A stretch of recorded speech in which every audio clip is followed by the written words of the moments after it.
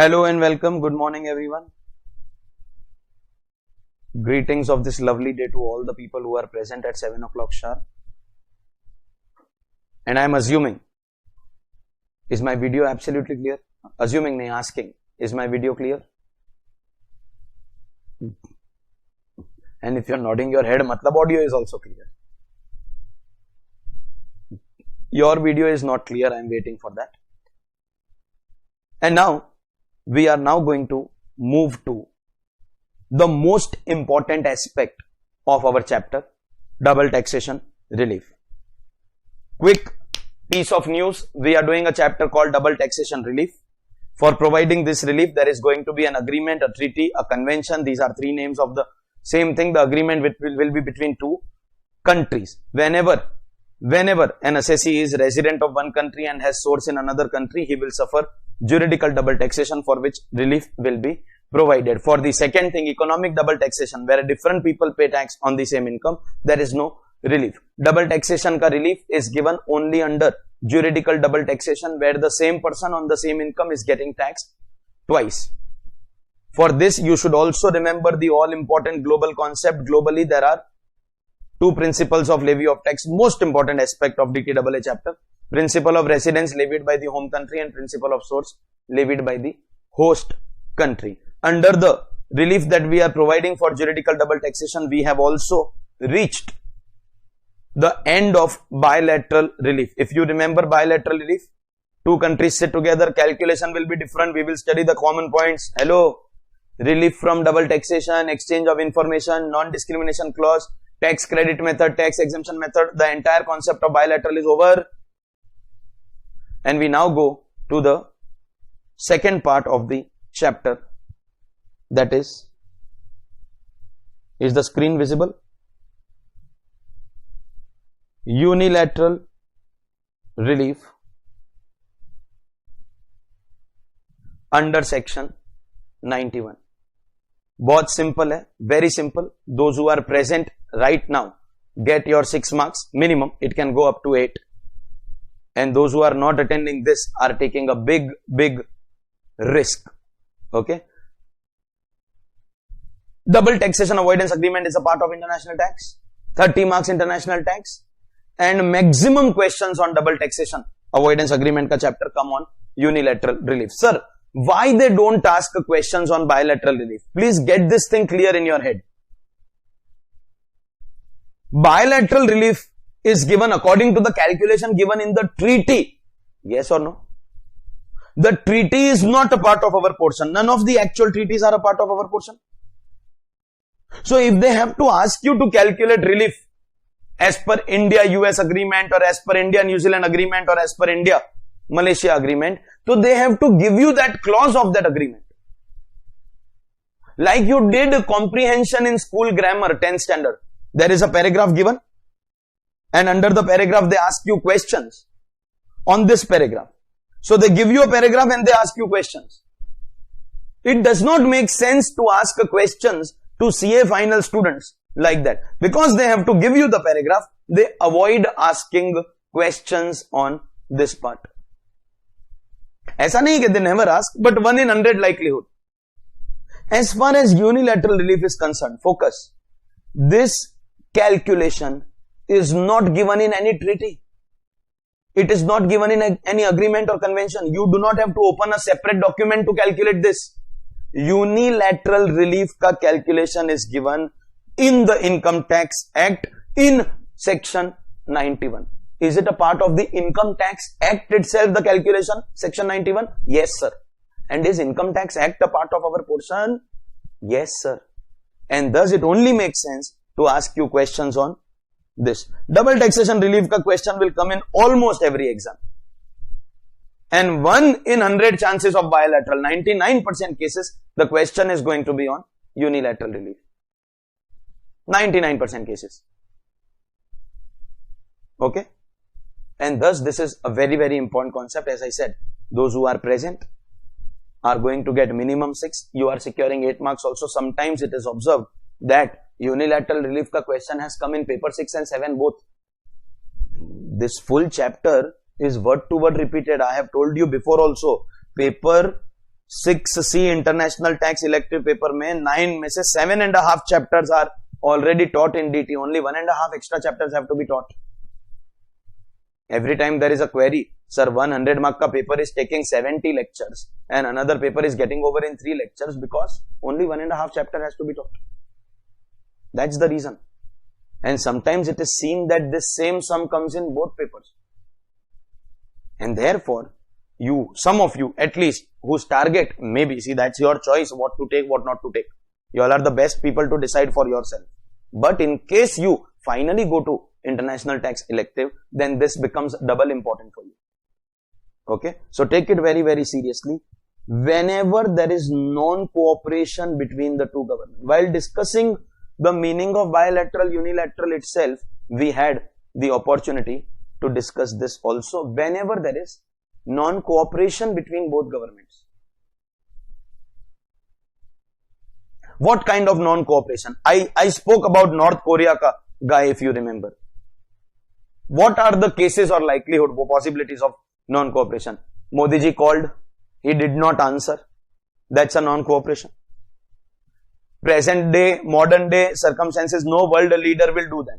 Supposingly he answered, but he is not giving meeting time. Supposingly the meeting took place. This is the most likely, most likely. Meeting took place. We sat across a table. We negotiated. But we could not come to a conclusion. Terms and conditions. In Marathi we say, no, jamnar nahi ho. Sorry. Not comfortable. Sorry, it is not going to work between you and me. Is it possible that the two countries are not arriving at a conclusion and are not able to enter into a treaty? That means there is non-cooperation between the two governments. In such cases, listen carefully. Listen. We will not be able to do any tax, we will not be able to do or give you any relief with respect to the tax that you have paid in the foreign country. Do you remember the example 30 plus 40 equal to 70? Assessee who was a resident in India, income in Italy, income ka amount was 100, tax in India 30, tax in Italy 40. If there was a treaty and there was cooperation, then both governments will together give you relief from the total. But if there is no cooperation, please listen carefully, then this is not in our control. We can't do anything about this. This you will have to pay because that government is not cooperating. We can't do anything. This is what we are taking from you. Yes or no? This is what we are taking. We will try to give you some benefit from this. From this 30. And that benefit will be called unilateral relief. When there is no cooperation and only government of India reduces something from its own tax liability, that is unilateral. Listen now. मैं क्या बोलता हूं? You are not getting any relief from 40 because there is no cooperation. But government of India is willing to give you relief from 30. Are you still getting relief from 70? Is your 70 still reduced to a lower liability? So bus, we are getting our tax relief. We are interested in getting relief from our total liability. This will be given to us by government of India. For the purpose of getting this relief, we cannot go to the calculation part first. First, you need to satisfy some conditions. Unilateral relief will be given only to those assessees who are satisfying the following conditions. Once you know the conditions, then we can go and learn the calculation of unilateral relief. First the conditions, then the calculation. Relief will be given only if you fulfill the conditions. Mitro, understood, no? So, supposingly, I fulfill conditions, then I go to the calculation. If I don't fulfill the conditions, I don't go and learn the calculation. Do you understand that? For unilateral relief, 4 conditions are prescribed. A, B, C, D. 4 conditions. Condition A is a condition. Condition B, C and D are comedy. Are you comedy me? Condition B, C and D are not conditions. They are comedy. They are time pass. They are only for your and my entertainment. If today, at the end of the concept of unilateral relief, you have to take home something from this classroom. You have to understand the concept of unilateral relief. You have to take home something for exam purposes. If you want to secure your minimum 6 up to 8 marks of unilateral relief, and it can be double if your elective is international tax. If today you have to take home something, then ladies and gentlemen, this is the most important aspect of unilateral relief. Give it as many stars as you want. Decorate it as much as you want. Unilateral relief will be given only and only if the assessee is a resident. Unilateral relief will be given only and only to resident assessees. In other words, non-resident will not be eligible for unilateral relief. Mitro, when an international tax ka question will come in exam, no? It will involve residential status. Please listen. Any section you study anywhere in my syllabus, the moment the assessee is NR, that means on that section there is a stamp, international tax. Non-resident equal to international tax. Any question on non-resident equal to a question on international tax. Is that understood? They will purposely ask you a question where the assessee is non-resident, 85 years old, and there is no treaty, non-cooperation. Mitro, first of all, if assessee is non-resident, no unilateral relief. Tax will be calculated without relief. Second, even if the non-resident is 85 years old, basic exemption, 2,50,000 only. Because higher basic exemption limit is only for resident assessees, resident senior citizen, resident super senior citizen. Understood? Unilateral relief ka, see B, C and D I will tell you, but I have already told you they are time pass. The main condition, the only thing that you have to take home from here, if I ever ask you after today's lecture in any chapter, who gets unilateral relief? Instantly from your mouth I should hear resident. Who will get unilateral relief? Unilateral relief is only and only for assessee who is resident. Non-resident will be ineligible for unilateral relief. Is that condition clear? Sir, we have understood that unilateral relief is only for resident. But sir, why? What is the reason? What is the logic? Nothing is bigger than logic. Nothing, my dear students, is bigger than logic. Anyone can tell you what is the law. You can yourself go and read section 91, you find out what is the law. Why, sir? Why? What is the reason behind this? If I have to call myself the best in my subject, I have to first make you the best in my subject.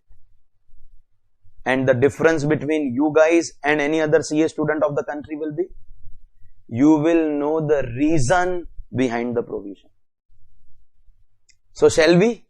Or shall I just tell you condition B, C and D and show you the calculation? Because if I don't tell you why unilateral is given only to residents, and I teach you the calculation and the other three conditions, you will solve your sums, you will get marks, and you will become a CA.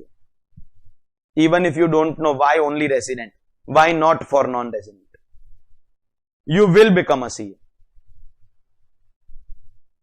But a bad CA or an average CA, and I am not here to make you a CA, I am here to make you a good CA. At least some of you all who are interested. Some are like, bro, tu syllabus khatam karna baba, tere ko kaun bolta hai, humko CA bana de, that is all. That is also okay. Correct na? Huh? So shall we? Listen. Globally there are two principles of levy of tax. Principle of residence and principle of source. If we are making the condition of he to be resident in India, that means obviously for double taxation to arise, source will be outside India. See, if residence is also in India, source is also in India, where is the question of double taxation? If India mein we are putting the condition of residence, that means source will be outside. That means India is the home country and the second country is the host country. That means this person who is Indian is going out earning because source is there and bringing money here. Foreign ka money coming to India. Very good, bro. Proud of you. Because anyone who brings foreign money, we are proud of you. Now that country will levy tax on source. India will levy tax on residence. That will result in double tax. If we have a treaty, so together we will reduce your tax. Correct?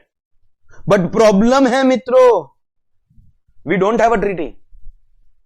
And because we don't have a treaty, we will not be able to give you bilateral relief. We can't do anything. But dear assessee, we are still proud of you because you are bringing foreign money. Don't worry about what tax that country is levying. We can't do anything about that. Whatever I am levying, I con India. Whatever I am levying, I will reduce something from that tax liability to encourage these people who are bringing foreign money in India. Hashtag logic. Take the other way round. Other way round. Non-resident. If the assessee was non-resident, we are saying no relief. Reason kya hai, sir? If you are non-resident, listen, if you are non-resident, that means India ka tax must come on source principle. If you are non-resident, then obviously the only way of tax getting attracted will be source, no? That means, can I say non-resident is a foreign guy who is coming and earning in India? That means he will take Indian money and go away. Ulta hai na, other way round. Other way round hai na. He will take and go away. India is source this time. Home is some other country. If your country did a treaty with us, we would have still complied, abided by the treaty. But if your country is not willing to cooperate, then go to hell, you and your country. Go to Bhad. Bhad is also a place. Huh? You search on Google Map, no, Gujarat-Pakistan border, you will find that place. Go to hell. Go to hell. You and your government. We will take our full tax. We will not give you any relief. Logic is clear. Unilateral relief will be available only and only to resident. 100 times I ask you, 100 times you will have to answer. Unilateral relief will be given only to residents. Clearum, mitro? Absolutely. Okay. Now, as I told you, the other three conditions are not really conditions, they are comedy. Unilateral relief is given to resident if you have income outside India. Wah, Modi ji, wah. Wah. Wah. Understand, if there was no income outside India, first of all, you understand double tax only will not come. And if double tax is only not there, where is the question of relief? Any relief, unilateral or bilateral? Correct? They don't stop here. Next, they say, you have paid tax outside India. You have tax liability. What they are trying to say, please understand. This is your foreign income. It is taxable foreign income. Supposingly, I am a resident in India. Understand karo, I am a resident in India. I have foreign income. This is fulfilled, this is fulfilled. But that foreign income is in Dubai, where I have not paid any tax. So there is no double taxation. Why do I want relief, or why will I get relief? When these two conditions are together fulfilled, no? These two. This is when you can say that double taxation has arisen. Before this, so there is no double tax, so there is no question of relief. You cannot call them conditions for unilateral relief. These will give rise to double taxation, then only assessee will ask for relief. Correct? Hai? So what is the main condition to provide relief? Only condition to provide unilateral relief, assessee has to be a resident. And last, we will give you unilateral relief only if there is no DTRA between the two countries. Ha ha ha ha. You know what they are trying to say? Listen, something like this. Assessee, assessee. Assessee. Oh, copycats. If there is a treaty between the two countries, no, then we will not give you unilateral relief. बोला ए don't give unilateral, I will take bilateral. The person who is asking for unilateral is asking because there is no treaty and bilateral is not available. Pagal log. I told you that these three conditions are not conditions. They are comedy. Time pass. So mitro, after today, if I ever ask you who gets unilateral relief, you can possibly ignore the other three also. Your focus, your full focus will be assessee has to be your resident. Unilateral relief will be given only to resident, and the reason, the logic is clear to everyone. And now how do we calculate? How do we calculate unilateral relief? Okay. Understand. I will give you two examples. One, an easy example, and two, a difficult example. And at the end of two examples, the concept of unilateral relief will be perfect in your brain. Mitro, at the end of two examples, the chapter will also get over.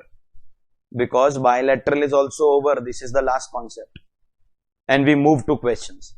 In order to do questions, there is a culture which is followed in my classroom. I will tell you about the culture when I start questions. Let's understand. First example, easy one. Mr. X, who is a resident. Why does this information matter? Why is it relevant that I am telling you that Mr. X is a resident? Because only if the assessee is resident, the assessee will be eligible for unilateral relief. Correct? Hai? Age 35 years. Now what is the relevance of this data? Whenever you will calculate tax, you will apply basic exemption of 2,50,000. Mr. X, resident, age 35 years, is giving you data. He has got Indian income of 8 lakh rupees. That means, can I say source of income was in India? And he has got foreign income, any country, country A, country B, country C, whichever country you want to take. 7 lakh rupees.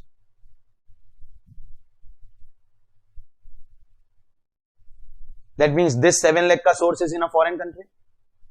And in that foreign country,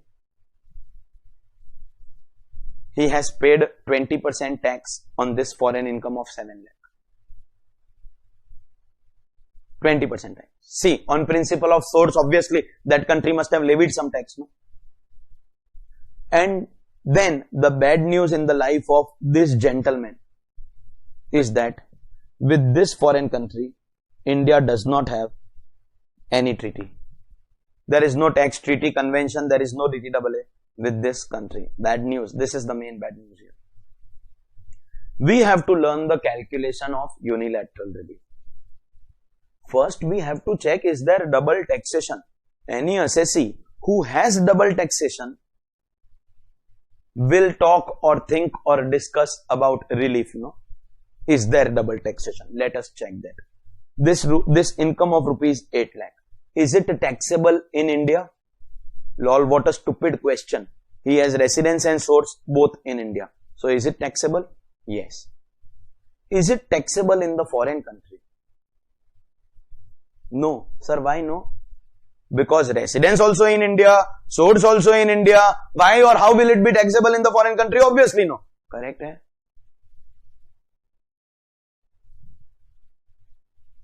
This 7 lakh. Acha, by the way, till now there is no double tax on India. Because 8 lakh was taxed only in India. No double tax. This 7 lakh. Is it taxable in India? Hey, kya yes? Kya yes? Foreign income hai. Kya yes? What yes? Is it taxable in India? You still saying yes? Yes. Because he is a resident. And resident has to pay tax on global income. Yes, this 7 lakh is taxable. And it will be stupid on my part to ask you, is it taxable in that country? Mitro, question has given you the tax paid already. That means, has 7 lakh been taxed in India as well as outside India? Yes, sir. That means, has the assessee suffered double tax? Yes, sir. Is this juridical double taxation? Same person, same income getting taxed twice. Yes, is this juridical? that means the assessee should get relief. Had it been economic, so there is no relief. Correct or no? ठीक है, assessee has suffered double taxation. Go do one thing, read the treaty, give him relief. Go read the treaty and give him relief. Go read the treaty, give relief. Huh? No relief, because there is no DTRA.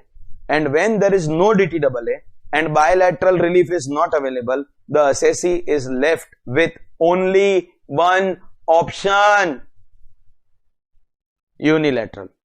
Correct? We are here to learn the calculation of unilateral, but before you learn the calculation, there is only one thing that you have to check, and you can go to the calculation. Don't check also the other three things. Check only one thing. Which thing? Is the assessee a resident? Yes. So khatam. Assessee is eligible. Assessee is resident, main condition complied, assessee is going to be eligible. You know what, Mitro?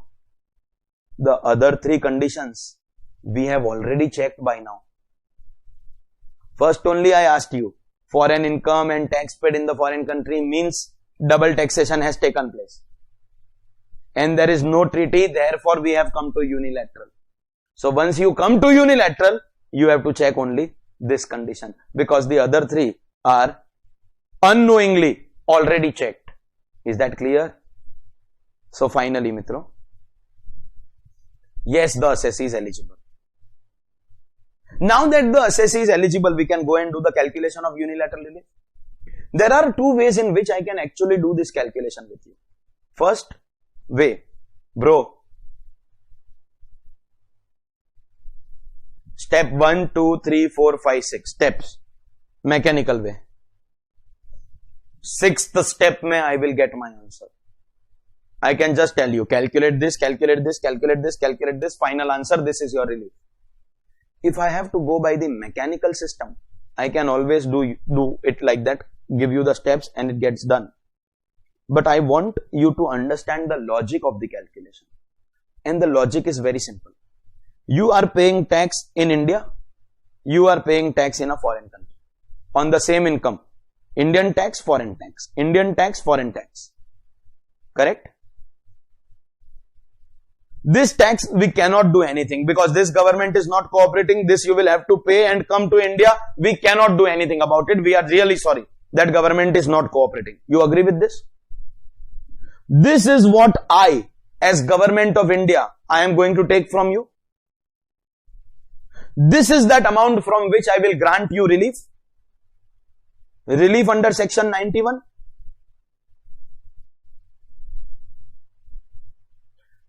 The relief that I will give you will be the tax that you are paying me. That means, can I say your Indian tax? Or the tax that you have paid in the foreign country? Whichever is lower. That's the logic. Tax here or tax there, whichever is lower. Indian tax or foreign tax, whichever is lower. Take our India-Italy wala example. 30-40. Let's assume that there is no treaty between India and Italy. See, if there is a treaty, then we can't come under unilateral. Let's assume no treaty. So, this 40, we can't do anything about it. This is what you are paying me. Correct? Because you've already paid 40 there, do one thing, take relief, don't pay anything. You can't take relief of 40 and ask for refund of 10, no. Don't pay anything. But had it been the other way around, this was 40 and this was 30. So what we will do? This is what you are supposed to pay here. But whatever you have paid in the foreign country, reduce that from your liability, pay net. So what is your relief? Indian tax or foreign tax, whichever is lower. Indian tax or foreign tax, whichever is lower. The tax in India or the tax in the foreign country, out of the two, whichever is lower. That, ladies and gentlemen, is going to be the logic. As far as your foreign ka tax is concerned, now pay attention. Foreign ka tax to can be calculated in 1 second. Do you agree with this? Foreign ka income is given. Foreign ka rate is given. If income and rate both are given and I apply 7 lakh ka 20%, you know what? I have already got my foreign tax liability. But does my foreign tax liability directly become my relief? No. What is the logic? Indian tax or foreign tax, whichever is lower. Indian tax or foreign tax, whichever is lower. Foreign tax is ready. Indian tax ke liye we will have to work hard. We will have to calculate what is my Indian tax. And problem ये है that in India we cannot tax 8 lakh separate and 7 lakh separate. Do you agree with this? India does not levy tax income by income. India levies tax on net taxable total income. So whenever we will calculate your tax in India, you have the brain to understand that we will not calculate tax on 8 lakh or 7 lakh. In India, we will calculate tax on 15 lakhs. Correct or no? So we will have to calculate tax on 15 lakh and then proportionate calculation we will have to do. That if 15 lakh ka tax is this much, then 7 lakh ka tax is how much? That is how we will find out. That's the logic. See, steps to 1, 2, 3, 4, 5, 6. Khatam, tata, bye bye. And you will still understand the calculation. It's very easy that way. But do you understand the logic? Indian tax, which will require you to do little hard work because you'll have to calculate total income, calculate total tax, and on that total tax, proportionately, what is the tax on the double tax income? You understand? And then foreign tax is readily available. Whichever is lower will become your relief. Understood? Let's see with the help of the steps. What is the calculation of unilateral relief? Step number 1. Calculate the net taxable total income in India. See, relief will come at the end. Before relief, if I ask you what is the NTTI, can you try that? I'll give you options. 8 lakh, 7 lakh, 15 lakh, none of them. What is the net taxable total income in India? Good morning, Modi ji fans. 8 plus 7. Mitro. 15 lakh. Sir, why? Sir, 8 is also taxable, 7 is also taxable. Relief we will give from your tax liability. But is 7 taxable in India on residence ka principle? Global income is taxable. Income will include everything. Relief we will give against your tax liability. समझा क्या? Step 2. Calculate the tax in India. Now listen carefully. This instruction has to be complied. We have to calculate tax in India. See, ultimately from this tax, we are going to get relief. We are doing our calculation only for that. But what am I asking you to calculate? If there is no relief, there will be tax on 15 lakhs. What is that tax? What is the tax on 15 lakh assuming there is no relief? आप समझा क्या? Listen. Don't start calculating. Some more instructions are there. Is that clear? First we will calculate the total tax. From that total tax, finally we will give relief. Now the next question is, sir, how to calculate? Nalayak log, that is the reason introduction ka chapter included tax rates. Why are tax rates taught at the beginning itself? Because it is required. And short-term memory loss have forgotten the tax calculation by now. Correct, no? Nahin? Let me see. Let me see. And last piece of instruction before you take your calculation ahead. Last piece of instruction. When we calculate tax in India, there are two possibilities, two options. Old regime and new regime. In an ideal environment, you have to calculate tax as per old, tax as per new, and make the assessee pay which one? Lower of the two, whichever is beneficial. Correct or no? But has this question given us any information on all the tax benefits that are to be foregone to fall in the new regime? Any information about SEZ ka deduction? Any information about chapter 6A ka deduction? Any information about house rent allowance? Any information about any of the tax benefits that are to be foregone? That family pension wala deduction or that MP MLA wala income or anything given? That means listen, the income as per old regime is also 15 lakhs and income as per new regime is also 15 lakhs. Okay. Why do we calculate old and new both? New mein rates are less. Rates in new are lower. But income is higher, no? Because we forego tax benefits. That is why we have to calculate both. When income is the same, do you have the brain to understand that the tax liability on the same income, if you calculate as per old and new, old will always be higher? Because new mein rates are less, only income is more, but here to income is same. And because of this, in this question, in this example, we will calculate tax only as per the new regime. Old regime is not required, because anyways the tax will be higher as per the old regime. Are you understanding? Yes? So chalo. What is the tax in India? As per the new regime. Nalayak log, you have to calculate. You have to calculate. And 15 lakh ke figure pe to fixed tax liability ka figure also I told you to memorize. Because in old regime after 10 lakh it is fixed 30%. But in new after 15 lakh it is fixed 30%. So what is the fixed tax at 15 lakh?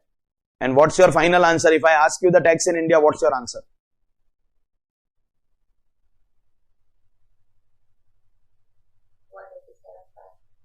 $187,500. Wrong answer. Wrong answer. I like your participation in class, but wrong hai to wrong hai na. I can't tell you that right hai just because you are cooperating with me. Wrong hai. Now you tell me why it is wrong. कोई तो reason होगा. Sir new regime में you have only taught us 15 lakh के ऊपर memorize 187,500. Like old regime में भी memorize 10 lakh के ऊपर 1,12,500 और 1 lakh 10 और 1 lakh. Then why am I wrong? Despite I said that 187,500. हाँ तो प्रथमेश जी, don't just type in the chat box, calculate and bolo. There is no one around you, there is no noise, though give the answers. Calculate. हाँ right है ध्रुविन बेटा, calculate. Chat box में answer तो right है but calculate. Hiral, why are you wrong? Tell me no. Chat box is private chat box. No one can see what they said. Why is 187,500 wrong? क्या? Because 187,500 is basic tax. Basic tax is not what you pay to the government. Basic tax नहीं होता है. 187,500 is the basic tax at 15 lakh in new regime. Yes or no? Correct? This is less than 5 lakh. So first we will give rebate. Yes or no? माथा rebate माथा. इसमें नहीं आएगा new में. Why? अरे less than 5 lakh no? Resident individual less than 5 lakh. तो rebate आएगा ना? हाँ, don't get excited. Some are so excited. Tax आ गया. 187,500. 187. Less than 5 lakh. Give rebate. अरे पागल rebate. You have to check this amount. But over excitement की दुकान. There are so many people. And then they say ICAI does not give marks. Dharna Pradarshan. Studying direct tax is like getting married. People were तो wondering, sir 187,500 कैसे wrong हुआ? Confusion तो वो भी है. Because you forgot cess. And देखो, surcharge में likelihood of forgetting is more because it may come, may not come. Cess तो will always come. If you forget cess only, then mistake is yours, no? Correct? Why will rebate not come? Income is more than 5 lakh. You don't have to see the tax amount. ये surcharge आएगा ना, income is more than 10 lakhs. Surcharge will come, no? अरे 10 lakh cross हुआ ना? नहीं. Why नहीं? हाँ? 50 lakhs. हाँ. I want those confident answers, sir. सुबह दिमाग नहीं. Surcharge does not come after 10 lakh, it comes after 50 lakhs. देखो कंफ्यूज करने के लिए I will speak any nonsense. But you should have that confidence, no? No surcharge. Sir, no rebate, no surcharge, then तो 187,500 is correct only, no? नहीं ना. Cess will to come, no? So you add 4% and do you understand the tax in India will be 1,95,000. Correct है? This, ladies and gentlemen, is the most important step of the entire calculation, the step called average rate of tax. If you remember the logic by now it is possible that you've forgotten the logic, Indian tax or foreign tax, whichever is lower. So we have to find out the Indian tax. See, on total income of 15 lakh, we are paying total tax of 1,95,000. A problem kya hai? This 15 lakh got taxed at slabs. Some went at 0%, thoda 5%. This is new regime. So 10 also came, 15 came, 20 came, 25 came. All these rates applied. So on an average, what rate we apply?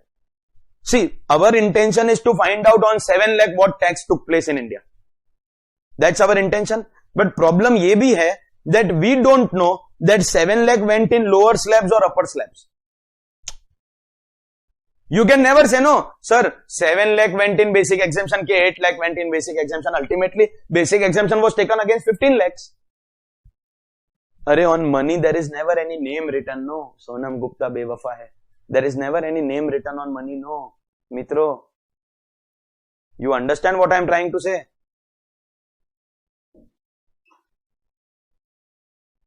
So that is why we will have to average out. And how do you find that average?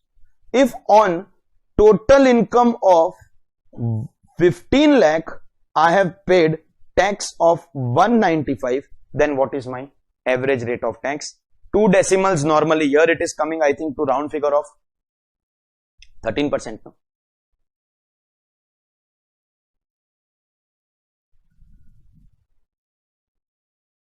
तुम लोग कुछ बोलेगा कि नहीं बोलेगा यार? Is it coming to round figure of 13%?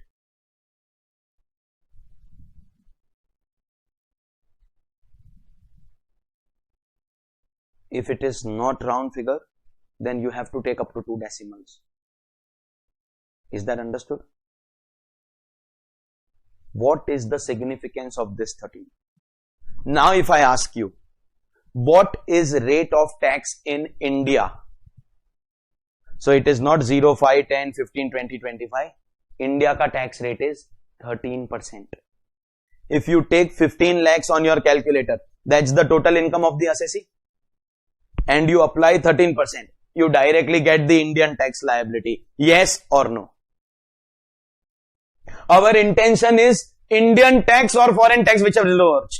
Indian tax or foreign tax, whichever is lower. But Indian tax has been levied at what rate? 13%. We can't find out separate tax of 7 lakh. We have to find out total income ka total tax and then take the average. If we do 15 lakh ka 13%, do we get 195?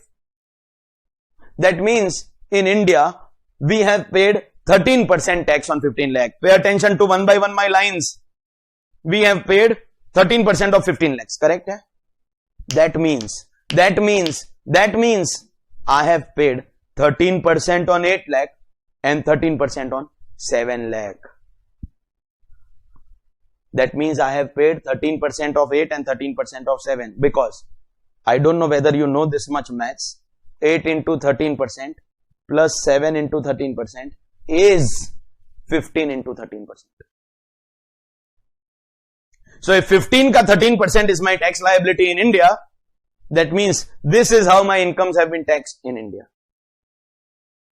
Is this understood, the most important step? Because what will happen now? This is the tax that you have paid on 8 lakh. Has this 8 lakh also suffered tax in foreign country? 8 lakh also suffered tax in foreign country? Yes ke nahi? No. तो ignore कर. But 7 के ऊपर India में you are paying tax of 13%, and on that same 7 you have also paid foreign tax, and therefore the assessee will get relief of whichever is lower. That's the logic, and that is why average rate of tax becomes very important. Is the concept of average rate clear to everyone? So total income, total tax, average rate. Have we got our Indian tax rate now? Yes. Now we will take our foreign rate, and this is the best thing in your life, because this will always be given to you in the question.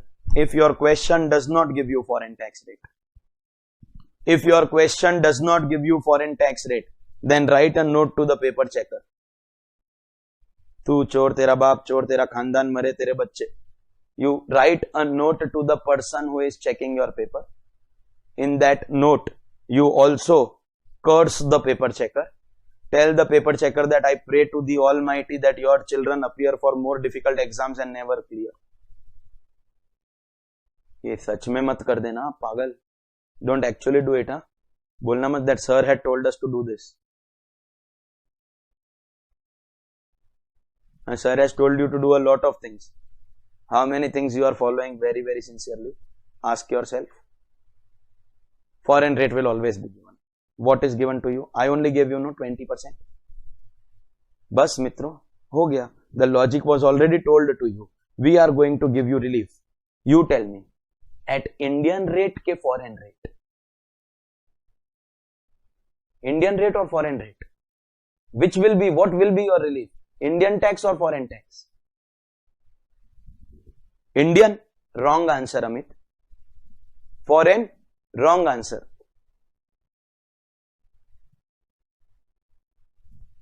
The whole concept was what? Ramayana संपली आता म्हणतं राम को. The whole concept was what?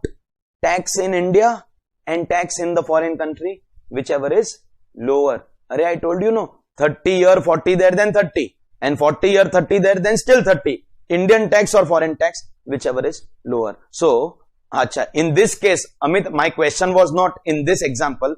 My question was in general, because this is an example. This is not a sum. When we solve sum, we take one of them, whichever is lower. But in concept, we have to write Indian rate or foreign rate, whichever is lower. And in this case, it is. Acha, when you said Indian, you meant because Indian is lower. Okay, appreciated. Indian or foreign, whichever is lower. Is that clearly visible now? And as I told you, step number 6 mein to we will get our relief. Very, very easy to calculate our relief. What is finally my relief under section 91? Doubly taxed income.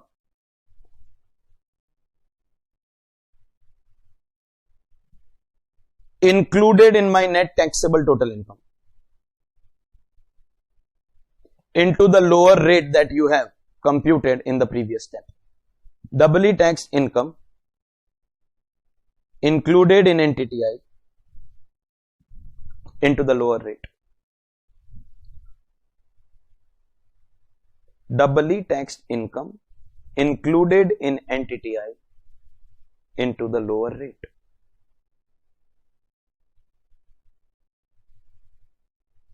One thing we are sure that the relief will be available at the lower of the two rate, which is 13% decided in the previous step. But the question now is, on which income this relief will be available? I'll give you 4 options. A, 8 lakh rupees. B, 7 lakh rupees. C, 15 lakh rupees, because 15 lakh is the total income. D, 0 rupees. Which income you will get relief? Will you get relief on 8 lakh? No. Why no? Because 8 lakh has been taxed only in India. Correct? We have to give relief only of your doubly tax income. Which is that income on which double tax is paid? 7 lakh. And thus, relief will be available only on that income on which double tax was levied. Is that clear? So what is finally our relief? Doubly tax income into Indian rate or foreign rate, whichever is lower. India ka tax, foreign ka tax, whichever is lower wala rate. Clear hai? After this, whatever has to be done, that is your romance with your calculator, the most romantic story in the planet. I am not interested in how your calculator derives 91,000. I am not interested. What am I interested in? Have we understood the concept? Have we understood how to calculate doubly tax income into lower of the two rates? Correct hai? Have we understood how to calculate relief? Okay. With this, calculation of relief is over. But there is a step number 7. What is your final tax liability?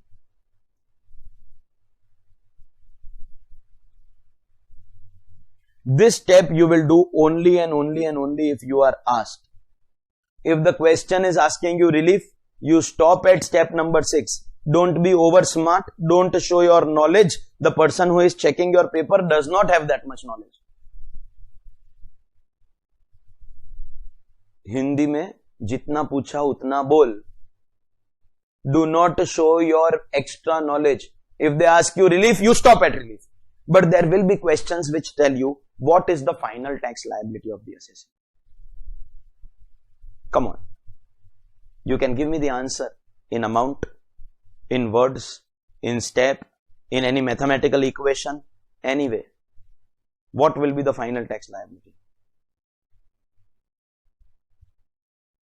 153. Amit wrong. Dhruvin right.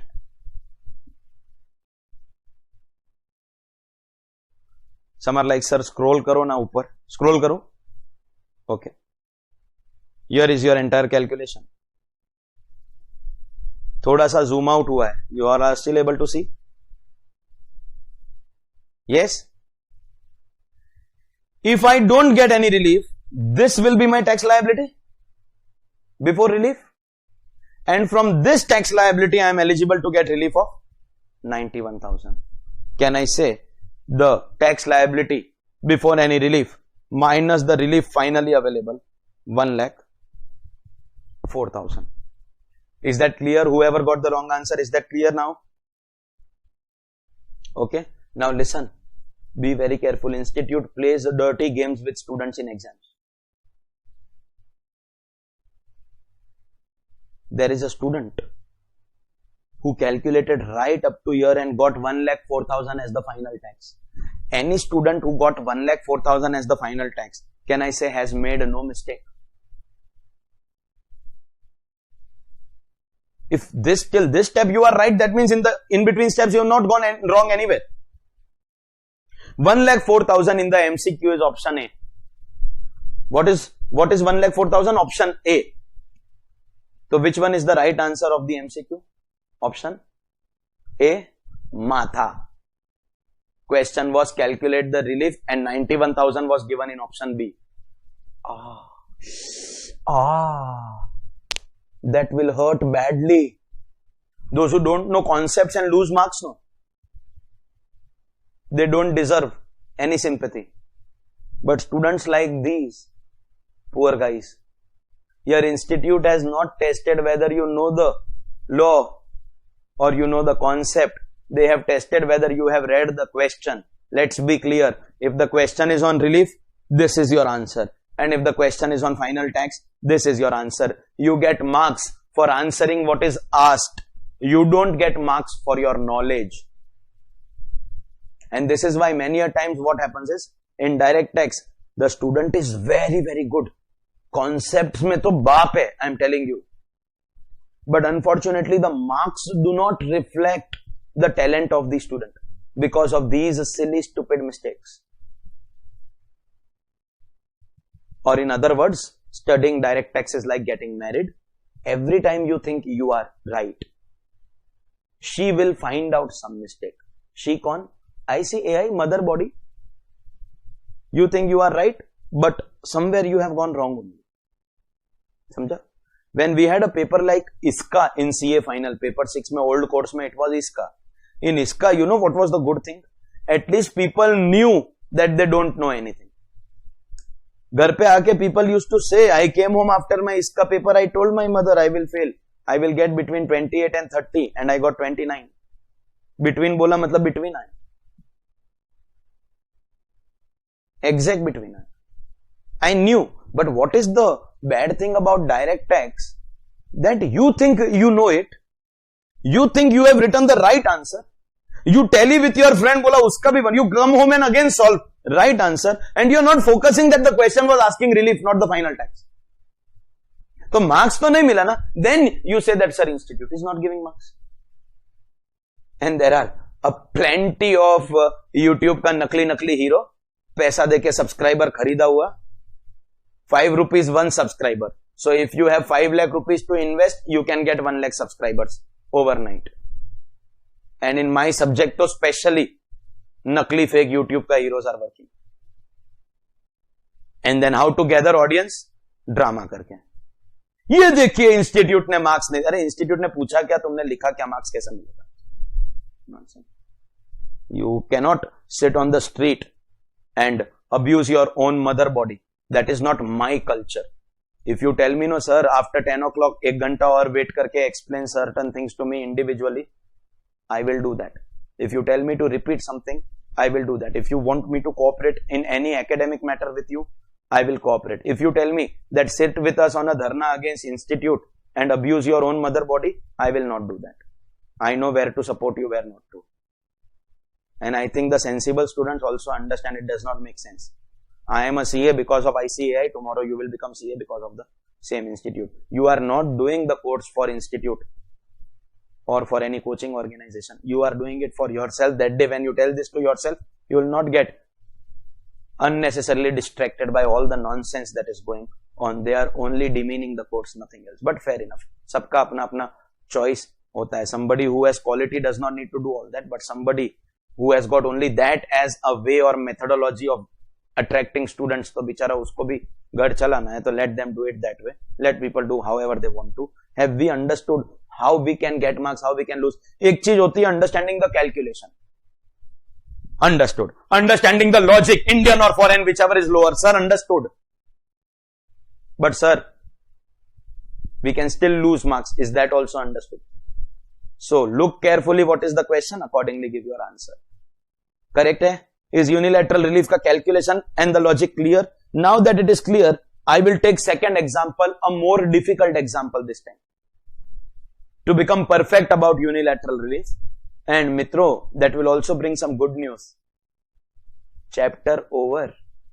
Dhada sampla padam tirnu over khatam. English mein chapter over.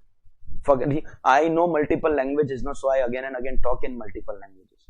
Chapter will get over after this second example. Question answer, of course, we will be doing. All of you all have the question book, no? Except those students, of course, who took enrollment very late and then their books are still in process. Otherwise, those who had taken early enrollment, your books are with you now. Okay. I always tell students that don't wait for the last day. Still, last day ke liye whoever waits, 2-3 lectures, we don't need the books because we do introduction, we do the full chapter over the course of our syllabus. You will observe that I never use the book. I never need the book in class. Full Income Tax Act, Control C, Control V. But for questions, we will use the book. The question book should always be available around you whenever we are doing questions of any chapter. ठीक है? Example 2. Mr. X, resident, age 35 years. तो इधर तक तो there is no change in my example. ठीक है. Indian income,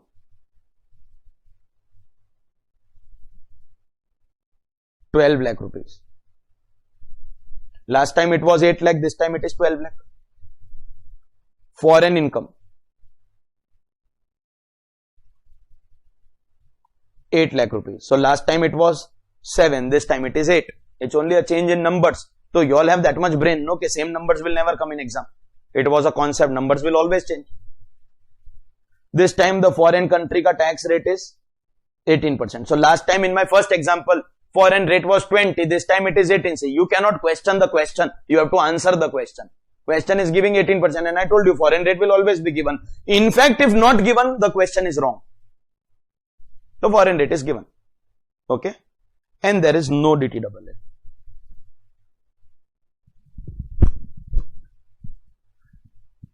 Mitro, if I stop here, then this example and the previous example is same. Sir, only thing that has changed is the number. 8 lakh has become 12, 7 lakh has become 8 lakh, 20% tax has become 18%. Otherwise, the age is same, residential status is same, assessee ka name is also same. You understand, this is the same example. Till now, there is nothing difficult. If I stop here, I can tell you to solve and give it to me. But the story has a twist. Twist. The twist is this, that this 8 lakh, this is the extra information. this 8 lakh का foreign income is income in the nature of royalty. Sir, every time I ask people in any classroom what is royalty, students say, sir, वो copyright पे मिलता है ना, sir, वो patent पे मिलता है ना, sir, वो trademark पे, sir, that these are examples. You earn royalty on patent, trademark, drawing, design, copyright, any intangible asset. समझा क्या? वो example है bro. Are you understanding? What is royalty? Of course, Mumbai ka students, see, this is not that royalty. It was a nightclub in Bandra, then it shut down. We are not talking about that. अच्छा, अपन तो central Mumbai वाला ना, we belong to the trist culture. खैर, anyways, we are not talking about the nightclub वाला royalty. We are talking about the royalty in finance whenever I use intangible asset belonging to another person. If I use your tangible asset, land, building, plant, machinery, I will give you rent. But if I use your intangible asset, I will give you royalty. Royalty is the rent on usage of intellectual property rights. Intangible asset se bhi more appropriate term is IPR. That's royalty. So this foreign income is in the nature of royalty. Is it possible that there is an author who has written a book, but no one is buying his book in India? An author like Chetan Bhagat. You know Chetan Bhagat? No? The Rakhi Sawant of Indian literature. Seriously, I am telling you. You ever read his books, you will come to know what I am talking about. Okay? Once upon a time, he was a very good author. When he wrote 5 Point Someone, his first book, superb book. That book is the book on which the movie 3 Idiots was made. Then he wrote One Night at a Call Center. Superb book, but horrible movie. Salman Khan. Hello. Hello करके एक movie था. No one knows also about it. Then he wrote a superb book, 3 Mistakes of My Life. उसके ऊपर there was a movie in Bollywood made Kai Poche.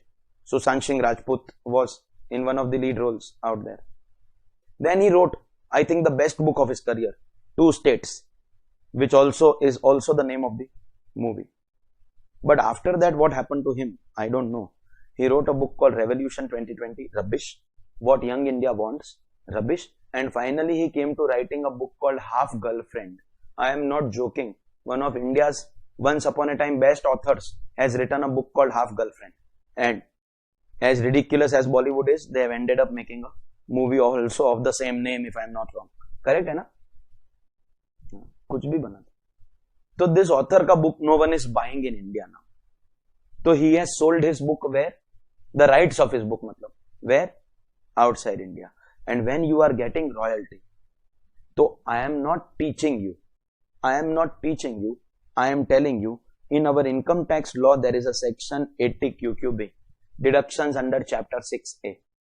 Deductions under chapter 6A. These are deductions that we get from our gross total income. From this royalty income, you are eligible for a deduction of 3 lakh. I am not teaching you. I am telling you. Our syllabus is divided in volume 1, 2, 3. Volume 3 contains the heads of income, clubbing set of deductions. Last chapter in the textbook that I have given to you is deductions. One day I am going to cover this chapter with you. Going by the sincerity and discipline of some of the students, I can very well guess that there will be a lot of students who will not attend this. So tum hi marega. My CA ka degree is not going to get affected. Because if you don't know this, you can't solve a sum on DTRA, which is your guarantee of 6 marks. Today I can't teach you 80 QQB ka calculation. I am telling you that 3 lakh ka deduction will be allowed. Calculation will be taught when I do deductions. Royalty income ke samne you are eligible to take 3 lakh ka deduction. Today is not the time when I can teach you the calculation. Is that clear? Everyone? But this is the extra date. With this, listen, our steps cannot change. Steps will be that only. What were the steps? Indian tax or foreign tax, whichever is lower. Indian tax or foreign tax, whichever is lower. Indian tax, we have to do 3 steps. It is not easily available. We have to first find out total income, then we have to find out total tax, then we have to find out average tax. Correct or no? And then compare with the foreign rate 18%, which is already given to us. Whichever is lower. Steps will not change. So, step number 1. Acha, by the way, is the assessee eligible for unilateral relief? Why? What is the only thing that you are going to check? Assessee is a resident, because income outside India, tax outside India, no DTRA, all that is checked. We have to check only that the assessee is a resident. Correct or no? Chaliye. So step number 1. Do you remember the first step? Only if we calculate the total income, we will be able to calculate the total tax. NTTI in India. And here is where trouble strikes, Mitro, because this time there will not be one income ka figure, there will be two income ka figures. Income as per the traditional tax regime and income as per 115 BAC. Assessee is individual, so eligible for the new taxation regime. Last time there was no information about deductions, so income as per old and new was same. Bolo yes or no? But this time the income will be different. So what is the income as per old and what is the income as per new? Come on.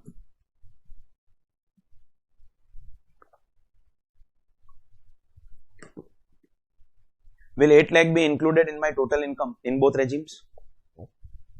7 lakh also included in both regimes. Starting ke liye to you have to include. I hope you understand it is not an exemption, it is a deduction. So you first include, then give the deduction. So what is your gross total income under both regimes? 15 lakhs. In the old regime, you will take 80 QQB ka deduction and make this 12 lakh. Because you are 12 plus 8, 20. मैं last time का 8 and 7 ले लिया, sorry. 12 plus 8, 12 plus 8, 12 plus 8. 8 lakh, 7 lakh का last example वाला था. This is 12 and 8. Indian income of 12 lakh, foreign income of 8 lakh. Will both of them be included in our total? Yes. And will we get deduction in the old regime? Yes. So accordingly, 20 minus 3, 17 lakh rupees will be our income as per old regime. Correct? What is the income as per new regime? Come on. 20. Why full 20? Because this time we will not be eligible for deduction. And this is why example 2A is difficult, because you have to do both calculations. Old and new. In example 1, there was no deduction. Mitro. So directly we calculated as per the new regime. But when there are deductions, you have to calculate both. Okay? Tell me the second step. On the net taxable total income that we have calculated, can I say second step is asking us to calculate the tax in India? Mitro? Yes? Do you understand? In this old regime, we will be calculating tax as per old slabs, but on 17 lakhs. And here, tax as per new regime, but on 20 lakhs. Is that clear? We have to calculate both the tax liabilities. This is why we studied tax rates in introduction का chapter. कुछ समझा क्या? How will we calculate tax? How will we calculate tax in old regime? देखिए, you can sit and make those 250 or 5 lakh, but that is not what a CA final student does.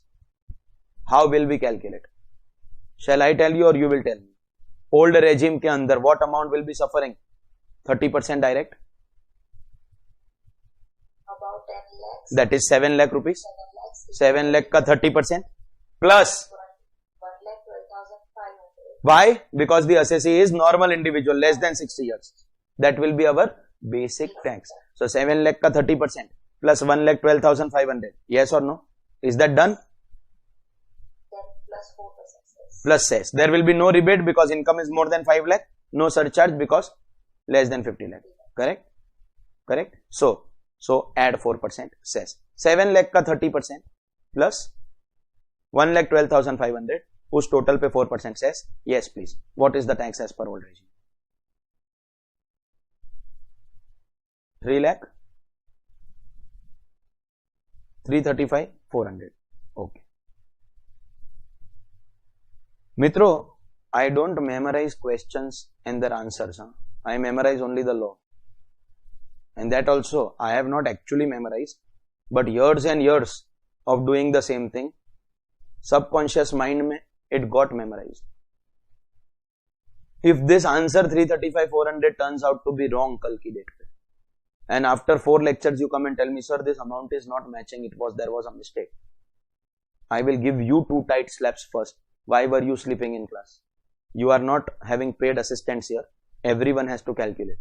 No one is doing a favor on anyone by coming to class. You are doing a favor on yourself. Please calculate. 335 400. Is it right? And 20 lakhs mein how will we calculate? This time we will apply 30% of 10. 5 lakhs. 5 lakh ka 30%. Because till 15 lakhs it is fixed. 187 500. So 5 lakh ka 30%. That is 150 plus 187 500. That's how much? 337 500 plus 4% cess. What do you get finally? 3,51,000. Excellent. Fantastic. Everyone is with me? Don't rush ahead. Because if some of you all have gone ahead by getting this calculation, it is possible that you have made a mistake. If there is any student of this class who has decided that this is lower, so ignore the new regime and go as per the lower, then you have already made a mistake. Reason kya hai? I'll tell you. If this is lower, that means average rate also is lower. If this is higher, that means average rate is also higher. So relief ka rate will also be higher. We are not interested in this tax liability. We will get relief. After relief, we will get our final tax liability. In that, whichever is lower, we have to choose. So old and new have to be taken till the last step. I hope you are clearly understanding what I am saying. Okay, chaliye. At least next step, the most important step of the calculation. Do you remember? We have to find out our average rate. And you have the brain to understand that your average rate will be this upon this and here it will be this upon this. Because 335 400 is on 17 and 351 is on 20. So what is the average rate as per old regime? What is the average rate as per new regime? 2 decimals, please. Average rate, always 2 decimals. Mechanical work set apart. Are you understanding what we are doing also now?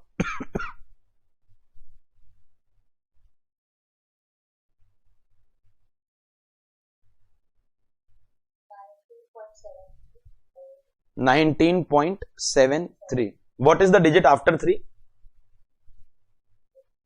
चला गया हाँ छोड़ 7-3 what 7-9 तो 7-3 बराबर है.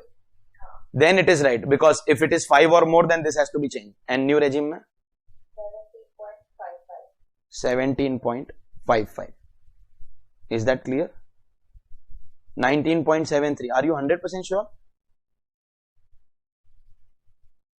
19.73 and 17.55. Everyone? Shall we? Fantastic. What is our next step? Now that we have found the Indian tax rate, what is going to be our next step? We will compare this Indian with foreign rate of, which is always given to us, 18%. And here comes our logic. India ka tax or foreign ka tax, whichever is lower. Indian tax or foreign tax, whichever is lower. Correct hai? What is lower? When we choose lower also, no, we will have to choose regime by regime. If I observe the old regime, so Indian tax is 19.73, but foreign is 18. So what is lower of the two? So I get relief at 18%. I get relief at 18%. Correct hai? But in the new regime, India ka tax is 17.55. And this if we compare with 18, then what is lower of the two? 17.55. Correct or no? We have to choose whichever is lower, like this. This or this whichever is lower, and this or this whichever is lower. Are samjha kya? Hello? Very good. And in no time do you realize we have reached our relief calculation. Relief under section 91. But this relief also has to be calculated regime by regime. How much relief I will get if I am in old regime? How much relief I will get in new regime? I am also clear about the fact that old regime का relief is 18% and new regime का relief is 17.55%. Are we also clear about that fact?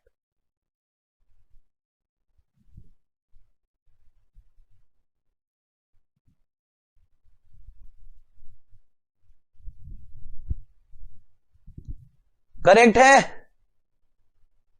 Absolutely correct है.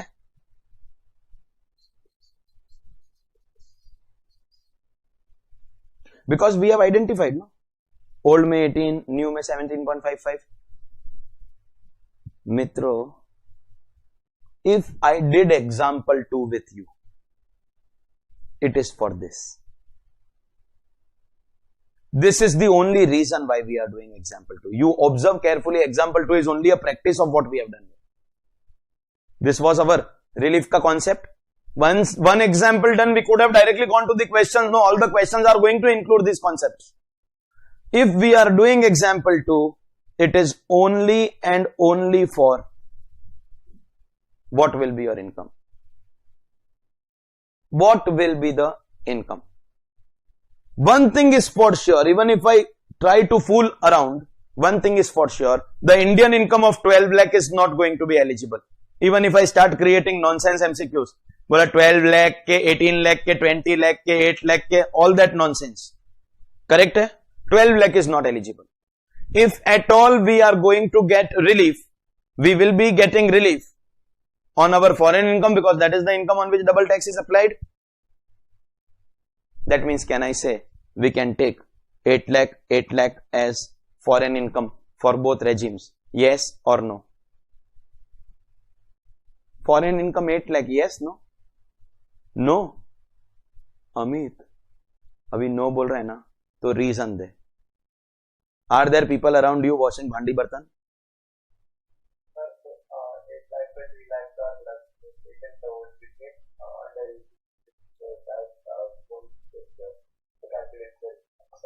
अच्छा, what's your answer for new regime? New regime, that means 8 lakh is right. Yeah. But old regime mein you are saying no, you are saying 5 lakhs. Okay. Is there any student of the class who feels कि नहीं sir, both regimes में 8 lakh आना चाहिए? Because when I said sir foreign income is 8 lakh, so you should take 8 and 8. Some students said yes sir. इसलिए I'm asking. Any student who feels that it should be 8 lakh for old and new both? देख, foreign income is 8 lakh. Everyone in this class agrees that here you will get relief of 8 lakh foreign income, 17.55%. This is not a discussion also. In the foreign country, we have paid tax on 8 lakh. In India, we have paid tax on 8 lakh. That is the 8 lakh which has suffered double tax. Obviously, 12 lakh pe we will not get relief because it has suffered tax only in one country, India. You are right. And everyone is right. And this was never the doubt also of anybody in the class. The discussion is on this. Those who think 8 lakh will unmute themselves and shout loudly 8 lakhs now.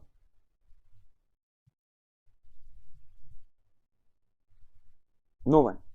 Those who think 5 lakh will unmute themselves and shout loudly. See, मैं क्या बोलता हूं? We have to get up early every day. Bekar life. Every day, get up and get to work. Early, everyone around us sleeping. For many a time during the lockdown with me, so what has happened? I am taking lecture and people all around are sleeping. So I used to purposely shout loudly. Why should I be the only person getting disturbed early in the morning? You should also get disturbed. So let the people around you get disturbed. If you are confident about your answer, you will unmute yourself and shout loud enough that even your neighbors get disturbed. Shout loudly 5 lakhs now.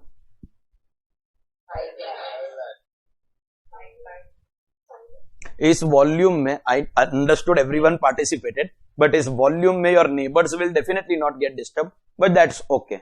It's okay. जब सुबह सुबह energy level भी उतना ही we have in our body, this मित्रों will be 5 lakh. And why? If you come back to my example 1, in words I taught you the relief का calculation. Doubly tax income included in NTTI into the lower rate. See, for old as well as new, we have taken the lower rate, at least that is not a problem. Indian foreign, whichever is lower, old and new regime by regime. When I am calculating my income as per new regime, is full 8 lakh a part of my NTTI? New regime में my NTTI is 20 lakh. तो foreign का full 8 lakh is included in 20. That means foreign का full 8 lakh के ऊपर I am suffering tax. तो new regime में I am taking full 8 lakh. No debate or discussion. But now let's talk about the old regime. I paid tax only on 17 lakhs. Can you see the old regime ka income? Arey, why 17? My total income was 20. No, then why 17? Because sir, I took this deduction. And now comes the most important line that I am going to tell you. The deduction that I took was taken against this income. In this 17, India ka full 12 is included. And when we included foreign ka 8, so we subtracted 3 and included only 5 in that. The most important line which I will repeat, the deduction was taken against the foreign income, and you have to agree with this. And that is why when I find out the amount included in NTTI, foreign mein earned 8 lakhs. Foreign mein tax paid also on 8 lakh. But have you paid a tax in India on that full 8 lakhs? Nahi na sir. Listen, 12 lakh has been taxed only in India. You agree with this? 5 lakh, which 5? 8 mein se 5 has been included in our India ka 17. That means India mein you have paid tax, foreign also you have paid tax. So 5 pe to we will take only, 5 to we have taken. The discussion is about the 3 lakh which we are not taking. Us 3 lakh pe, have you paid tax in the foreign country? Yes sir, because foreign mein full 8 lakh was taxed. But have you paid tax in India? Nahi na sir. At the time of paying tax, you have taken the deduction. And therefore, we will take only 5 lakhs. Understood? Understood the importance of the word included. Even if your foreign income is 8 lakh, but in NTTI you included only 5 lakhs. Because 3 lakh ka deduction you have taken. Is this clear? And therefore, your relief will be calculated only on 5 lakhs. ये concept था. In this concept के लिए, I did the second example for you. But with this concept, over years of my experience, I have come across some really bright and talented students who, if work sincerely and do justice with their talent, will definitely bring about some change in the country as a whole one day. And I have had some beautiful doubts. I would like to share them with you.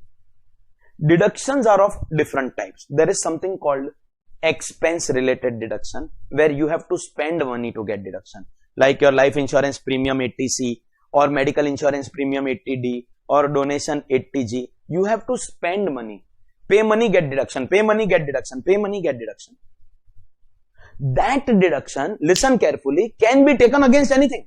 Supposingly, in this question, 3 lakh rupees was not royalty ka deduction, it was 80G, donation ka deduction. What was it? 80G.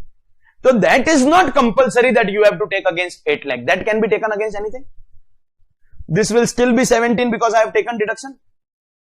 When I will come to this calculation, I will say 8 lakhs. Why? Because 3 lakh was taken against Indian income, so full foreign income eligible. The concept that we have taken here applies only to income related deduction. Sir, what is income related deduction? An income related deduction, like royalty, is a deduction which can be taken only against this particular income. It is related to that specific income. If you have royalty income, then you are eligible, otherwise you are not eligible. So if I have to take 3 lakh, I have to take it against 8 lakh. If I had an option that I can take my deduction against 12 or 8, then I will preferably take against 12 so that my full 8 lakh is eligible. Aap samjha kya? In fact, there have been questions where question included 80C, 80D, and in the suggested answer, institute has taken 80C, 80D against Indian income and brought full foreign income here.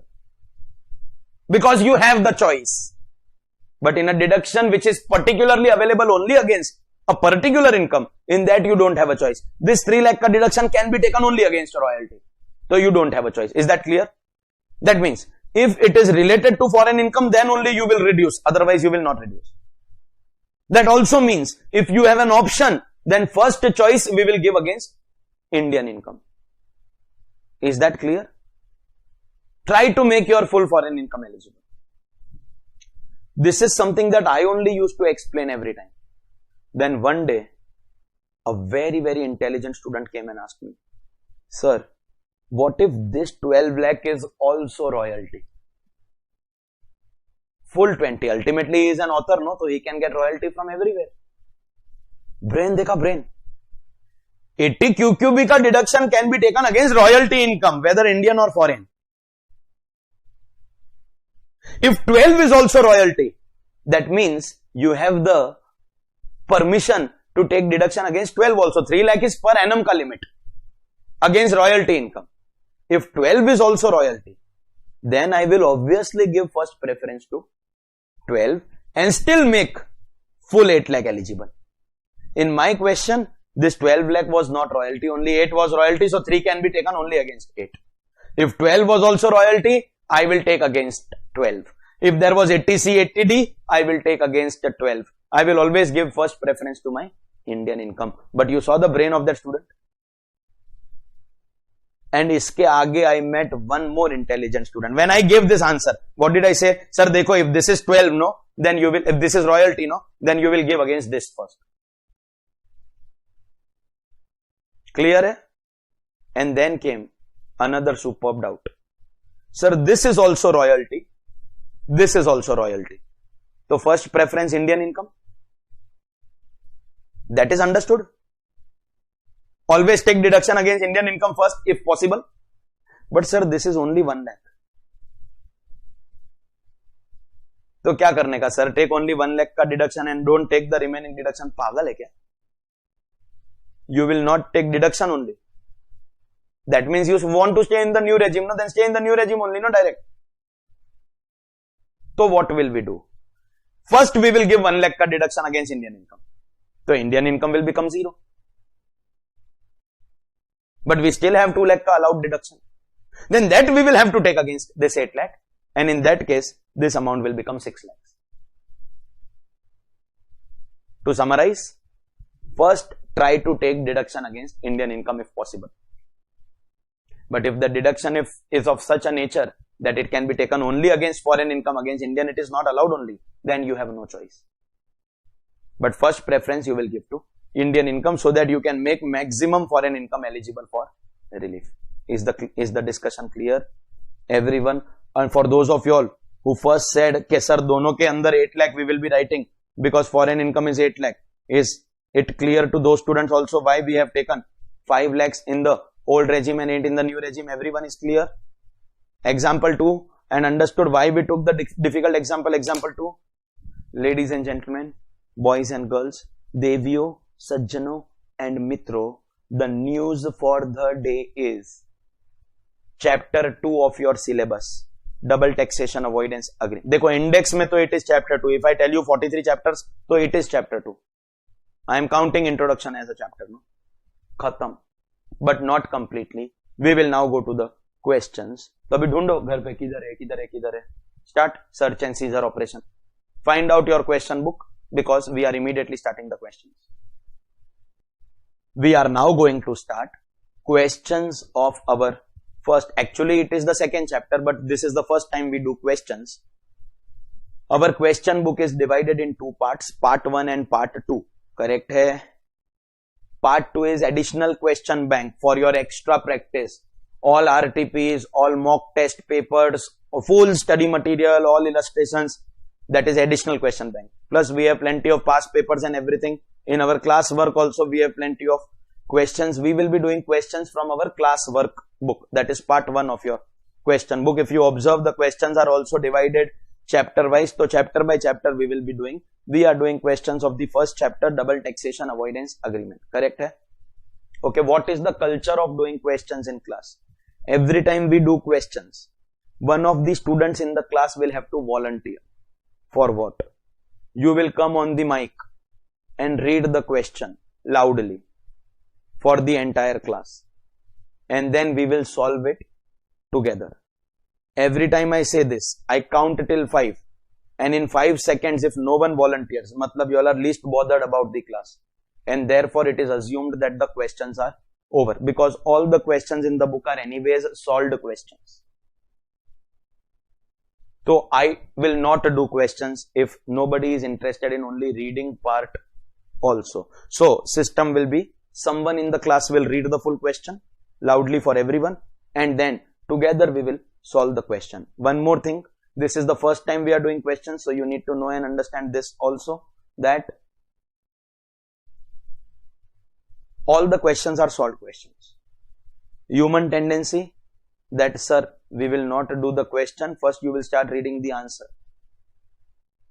Not acceptable. If you start reading the answer first, that means you are not doing any justice only to your caliber and talent. Read the question, solve the question, see if you have gone wrong anywhere, see if the printed answer is wrong anywhere. Anything is possible, but don't get biased by reading the question, reading the answer first. Samjha kya?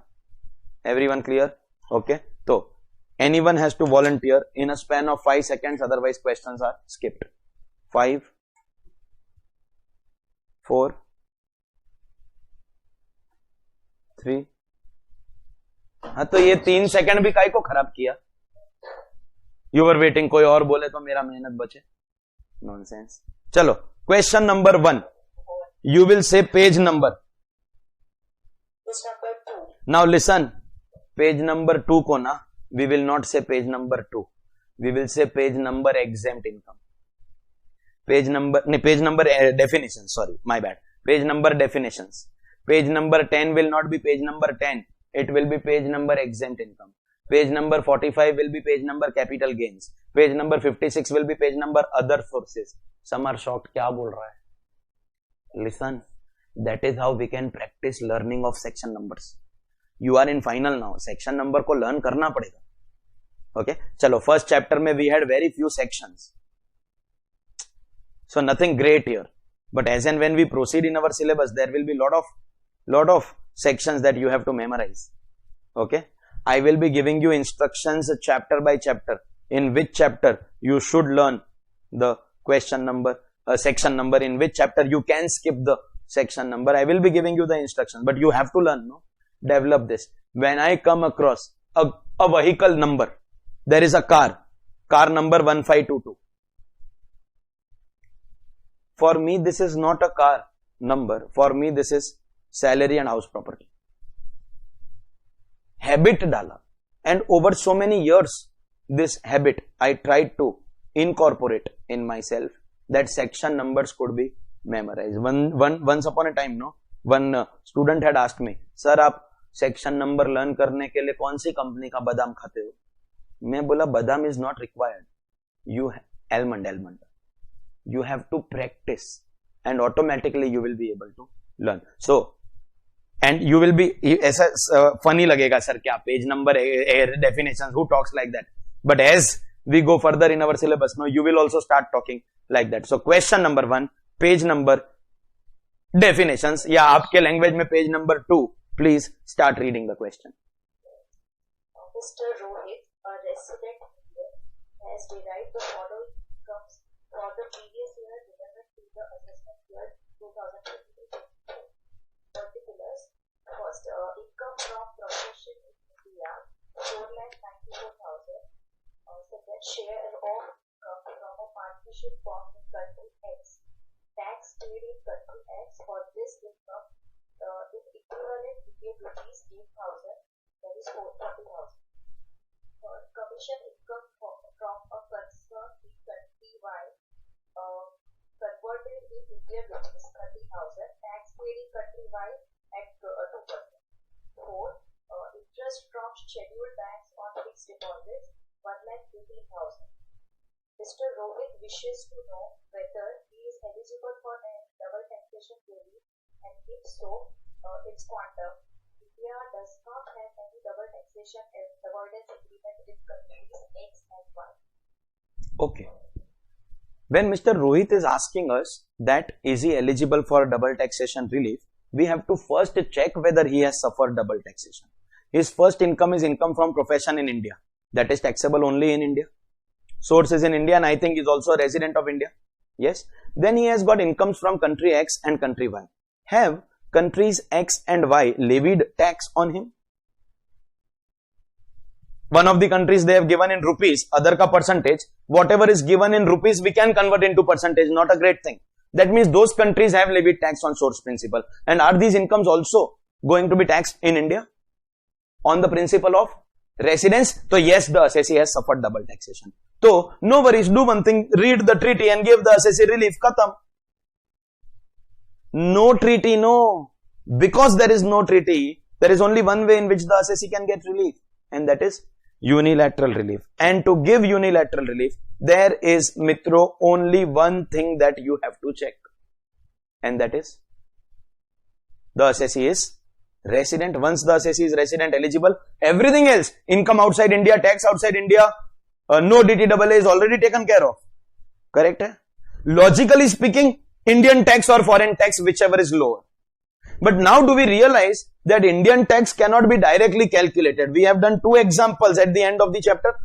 So before the questions, do we realize Indian tax find out karne ke liye, we will have to first find out total income, then we will have to find out total tax, and then we can find out the average Indian tax to compare with foreign tax. Correct ke nahi? So let's find out first the net taxable total income in India, and one by one we will see what are the incomes that have been given to us. First, income from profession is given to us. Hello. Income from profession in India. Taxable in India. 4,94,000. 494 बराबर है ना? Second, income from country X. What is the income figure given? 40,000. And every time we do unilateral relief, the question, no, oh, foreign tax we should write in bracket. So what will happen is when we will arrive at our Indian tax, no, the comparison ke liye it will become a little easy. What is the foreign tax? If the question is giving you in rupees, you still have to find out in percentage. What is that foreign tax? 20%. 8,000 ka tax on 40,000 ka income. 20%. Correct or no? Chal. Then he also has income from country Y. Country X and Y are given. No? Okay, A and B. X and Y. What is the income from country Y? 30,000. And this time the question has given you the tax in percentage form. 2%. Any other income given? I think income from other sources. FD interest, no? Rupees 1,18,000. Accordingly, what is the, if you observe there is no information about deductions given. So what is the net taxable total income of the assessee? Because only when we have income, we can find out tax without relief. Then we can find out average rate, compare and find out the final answer. What is the NTTI in India? Come on. 6,82,000. And on this NTTI, we will compute tax liability. How should be your format of solving? सबसे पहले you will find out the basic tax. And in order to compute basic tax, you have two options. Option 1, as per old regime. Option 2, as per new regime. Correct or no? Honestly speaking, you don't have two options. When there is information about deductions to be foregone in new regime, like chapter 6 say, like the second example that we did before starting questions, then you have to separate old, new and do on both. Here, is there any data given about any of the deductions? That means, can I say income as per old and income as per new remains same? And whenever income as per old and new is same, you tell me now. What do we do? Calculate as per new regime. So calculate basic tax, huh? Basic tax as per new regime. Basic करने का बोला है.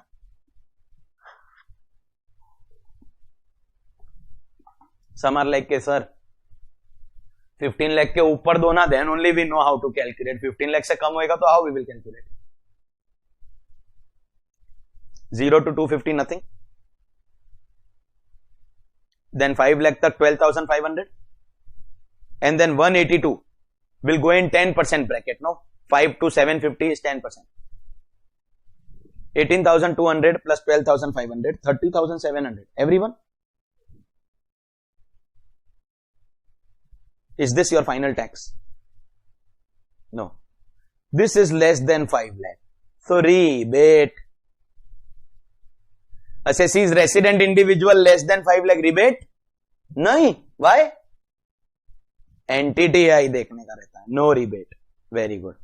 हाँ, but NTTI is more than 5 lakh rupees. So surcharge तो आएगा. अरे more than 5 lakh? नहीं? Sir, more than 50 lakh.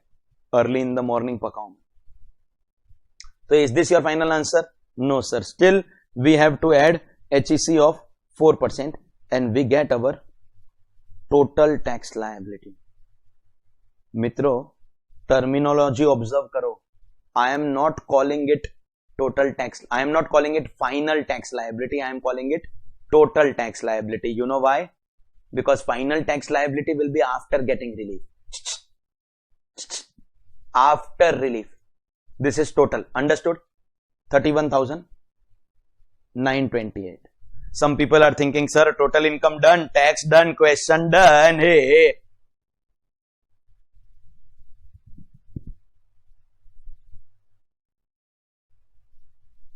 Now, we will find out the average rate of tax in India. On total income of 682, we are paying 31,928. That means, can I say the average rate of tax in India becomes 31,928 divided by 682. 2 decimals, please. 4.68%. And this will be compared with your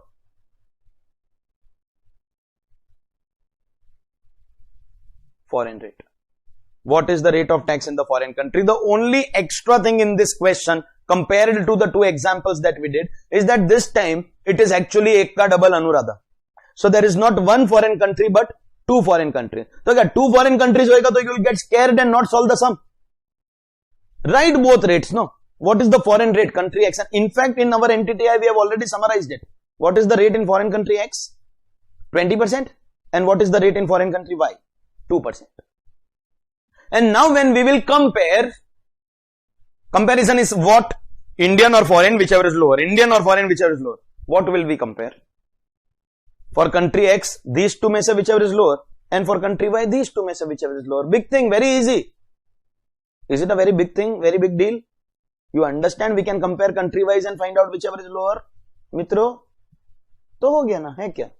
What is lower of the 2? If you observe country X, India का rate 4.68, foreign 20, so whichever is low, 4.68, and country Y 4.68 or 2, whichever is lower. Is this understood by everyone? Everyone? And therefore, what is our relief under section 91? I hope you understand.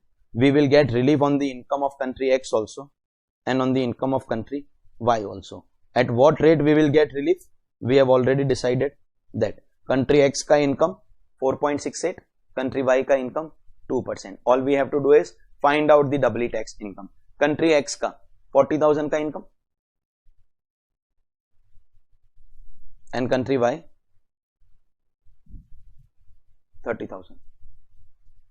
At this stage, some people also ask this question, sir, in our childhood we were taught that share of income from partnership firm is exempt. So this 40,000 should not come only in the income, sir. This 40,000 should not come anywhere, sir. Share of pagal log. Share of income from firm is exempt because firm has paid tax in India. Here it is a foreign firm. Here it is a foreign firm, and therefore that foreign firm has not paid a tax, so that share of profit is going to be taxable. Is that understood? So 40 and 30, 40 ka 4.68, 1872, and 30 ka 600 rupees. Effectively we get relief of 2472. Mitro, if you observe the question, question tells you to calculate relief and you stop here. If the question is asking relief, you stop here. Only if the question is asking you, then you will calculate final tax. Only if asked, you will calculate final tax. And how will you calculate? What was your tax before relief? Mind you, I never called it final tax. I called it total tax. From this we will get relief. Mitro. So what is final tax?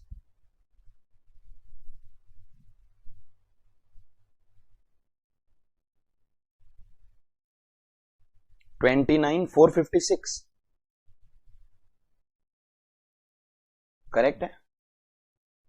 This has to be taken to the nearest multiple of 10. So we take it 29,460. We call this as final tax liability. Please wait, Mitro. Question is over. My explanation is not. I am not doing questions. I never do questions to get solutions. These solutions are printed in the book that I have given you. But that's not the objective of the class. Objective is to make you understand things which are not written in the solution. Everyone got the final tax liability? Unilateral relief ka calculation we have all understood. Nothing great now. We have reached 29,460, all of us. I am calling it my final tax liability. So listen. This amount I call total tax. Why not final? Because I am going to get relief. After getting relief, I am calling it my final tax liability. This is what I am finally going to pay to the government. Now, is it possible that during the year there was any TDS, there was any advance tax about which there is no information, but there can be, no? And after taking these credits, these are known as prepaid taxes. This is my liability. But if I have already paid something in the form of TDS or advance tax, so this will give me my final tax payable. एक बात बताओ मित्रों, it can also be, supposingly I have TDS of 30,000, this can also be refundable, मित्रों.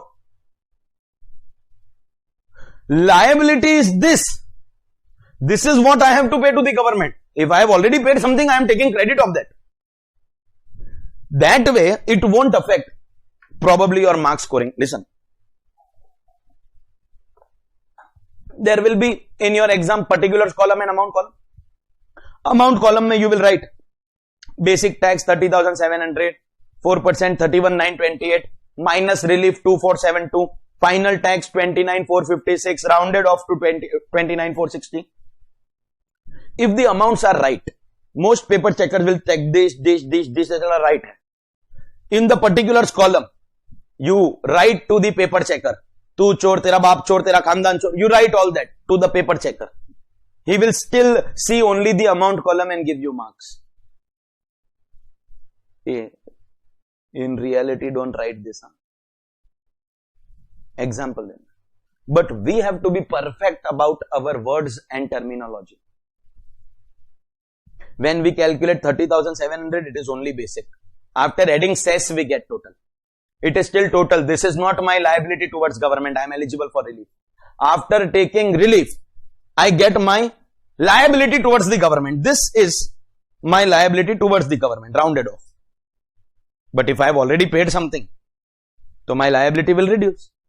In fact, it can also be refundable. Terminology, be very careful. Be very careful with your words. As chartered accountants, you have to be careful with your numbers, but do be careful about your words also. Is that clear? वैसे question was over the moment I calculated this. If you had to answer only what is asked in the question, this is your answer.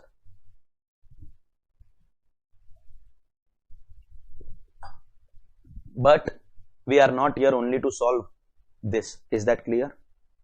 So every time we do question, this is the first question out of more than 420 questions that I am going to do with you over the next 2.5 months. So first time we did a question. Every time we do questions, there will be discussion on the question which is not written in the printed answer. Printed answer is what you will write on the answer paper.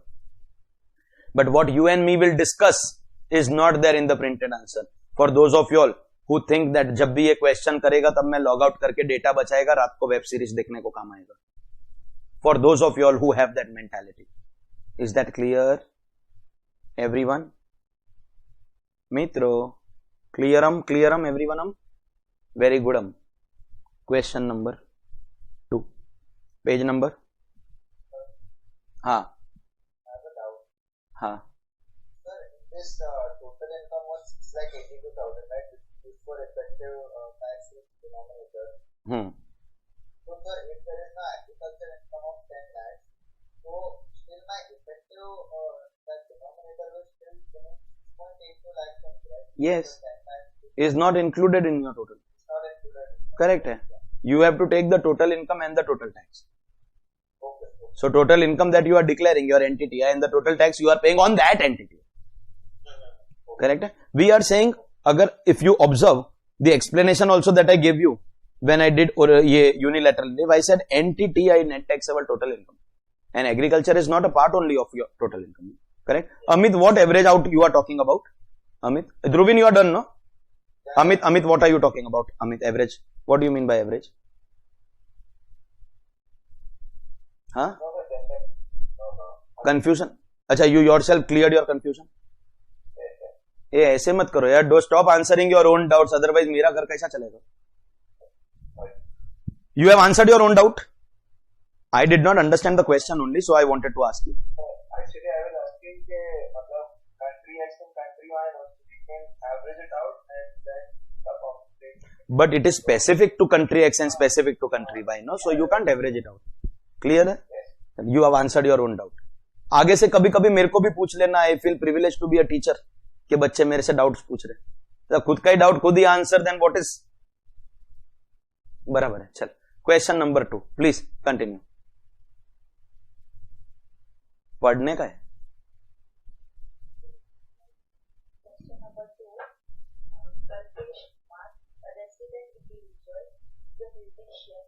Deriving income of 7,50,000 from concerts performed outside India, tax of rupees 1 lakh was deducted at source in the country where the concerts were held. India does not have any agreement with that country for avoidance of double taxation. If Indian income is 30 lakh, compute the total income and the tax payable by him, assuming he has deposited rupees 1,50,000 PPF and paid medical insurance premium in respect of his father resident in India, aged 65 years, rupees 52,000. Compute the total income and tax is the question. Okay. Some people when they come across this question is here, बोला sir individual का total income and tax they are asking at final CA. कितना easy paper आया है. They don't even realize that he has Indian income and foreign income and you have to calculate your relief. Correct है? तो first step, what is the net taxable total income? I think only 2 incomes are given to us. He has got Indian income of 30 lakhs and he has got foreign income of rupees 7,50,000. On this 7,50,000 of foreign income, has he paid some tax? And what is that tax? 1 lakh rupees. Question is giving us. Question can give us foreign tax in percentage or rupees. If rupees, still we will compute into percentage, complete into percentage. So 1 lakh ka tax on 7,50,000. Can I say effectively the tax rate in the foreign country becomes 13.33%? Yes or no? So whenever we will give relief, we will give 750 ka 13.33%. Okay? ठीक है. This time, this total will be called gross total income. Mitro, in question 1, Rohit bhai, no? The total was directly NTTI because the question did not have or did not give us any information about any premium or PPF or anything. Correct hai? But this time, question has given 1,50,000. Kya? Contribution to PPF. Yes. And 52,000 contribution towards medical insurance premium of father.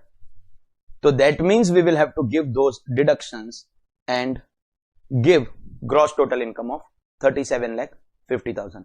From this 37 lakh 50,000, we will be eligible for our deductions under chapter 6A.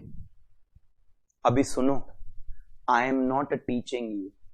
I am not teaching you. I am telling you. Teaching के लिए I have a dedicated chapter 40 in my index, volume 3, last chapter of your syllabus, where I will teach you deductions, which will include the section 80C, which is very popular. Such bolu to at final CA, I can expect that you should know 1,50,000. If there were students who had studied intermediate from me only, then to I would have slapped you here itself if you did not know 80C, 1,50,000. But as I know that you all have not studied intermediate from me, and sometimes I take that also as an achievement, because there is someone with whom you have not studied in intermediate and you switch and go to another faculty in final CA. So that is itself in itself a big achievement, because mostly people prefer to continue final with the same faculty who is teaching intermediate. Because I had to specialize on CA final, no? So in between a few years, especially when elective paper came for the first time, so I had to prepare, no? Without me preparing, how can I teach students? I had taken a break from intermediate for 2-3 years. But after the lockdown, plenty of time tha, to intermediate ka new books had restarted. And apna Six Sigma ka concept hai.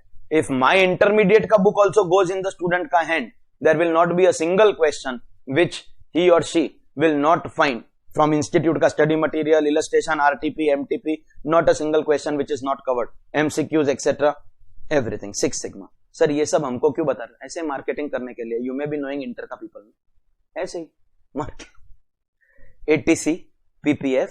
If you had studied intermediate from me, I would have given you a tight slap if you don't know. But if you have not studied from me, then my assumption, as I am saying from day one, is that you cleared intermediate with the help of IDT. And you all also know it is not assumption, it is a fact. Fact cannot be assumption. Correct, hai na? So there is a section 80C. Multiple contributions. Life insurance premium is very popular, but PPF, provident fund contributions, are also covered out there with a maximum threshold of 1,50,000.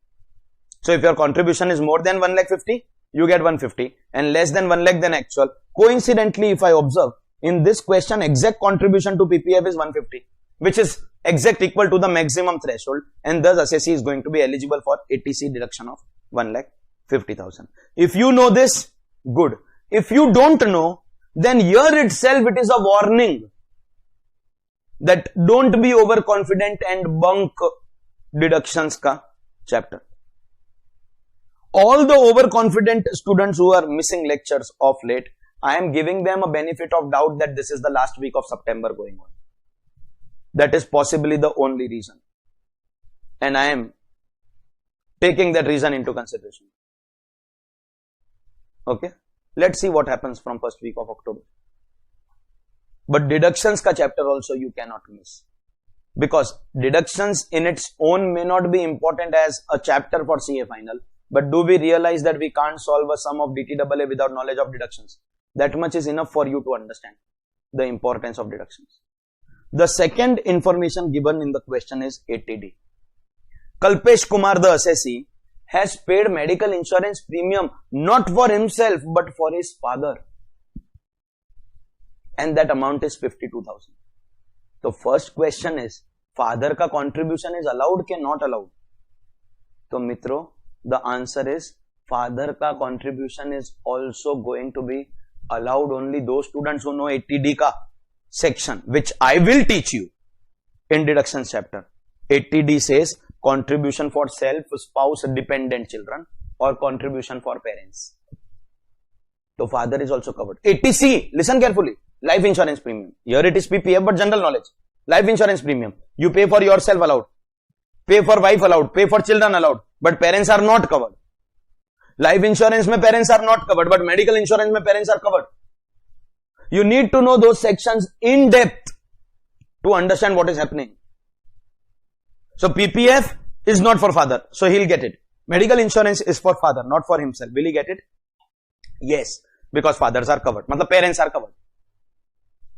Those who know this still go wrong, because Just like 80C, there is a threshold in 80D also. 80D maybe there is a threshold. This is popular, everyone knows this. 80D is not very famous. But there are some people who know that the maximum threshold is 25,000 rupees. So if you give 52 ka deduction, 52 is the actual premium paid in the question.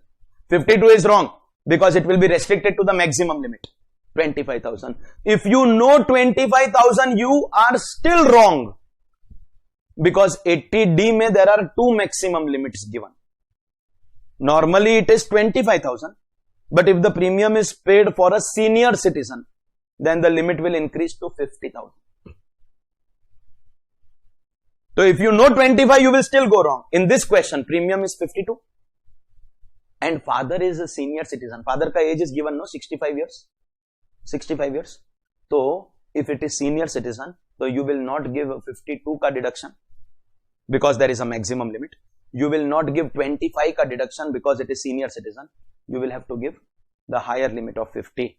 And here, one more game institute plays. They will say father is non-resident. Listen, deduction is available for parents. Is a non-resident father still a father?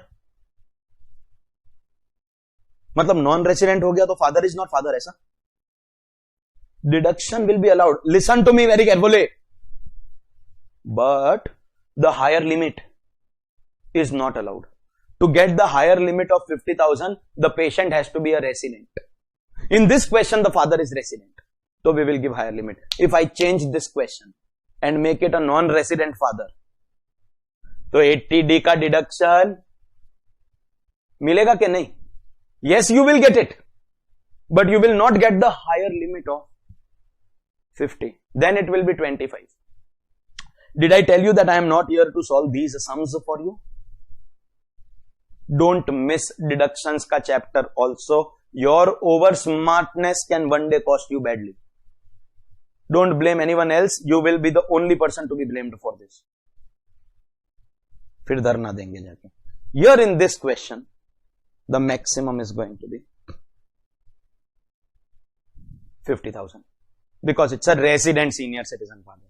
So accordingly, can I say total deduction 2 lakh rupees? And Mitro, if the total deductions are 2 lakh rupees, then what is your net taxable total income? 35 lakh 50. I think some people are thinking, sir, income is calculated, question over. Harsh. Arey harsh nahi, nash. Question has just started. Now that income is calculated, some people may want to go and calculate, sir, let's calculate tax before relief, then give relief. Nahi. No, please. This is NTTI. You will have one more NTTI. NTTI as per 115BAC. The moment you get deductions, you will have to make both calculations. What is your NTTI as per 115BAC? This is very easy. Come on. You cannot disappoint me with this much. NTTI as per 115BAC.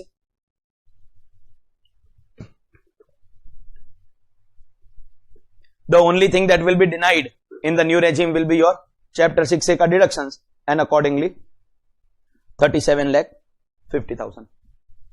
Correct or no? And now we will have to calculate tax. Tax in old regime will be calculated on 35 lakh 50,000. Tax in new regime will be calculated on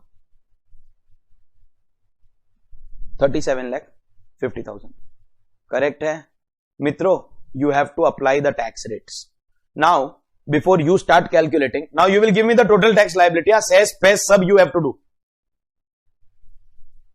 Before you give me that total tax liability, just discuss with me how you are calculating. Old regime mein, you will apply 25 lakh 50,000 के ऊपर 30%. 25 50 का 30 no bro, excess over 10 lakhs. 25 lakh 50 का 30% plus how much?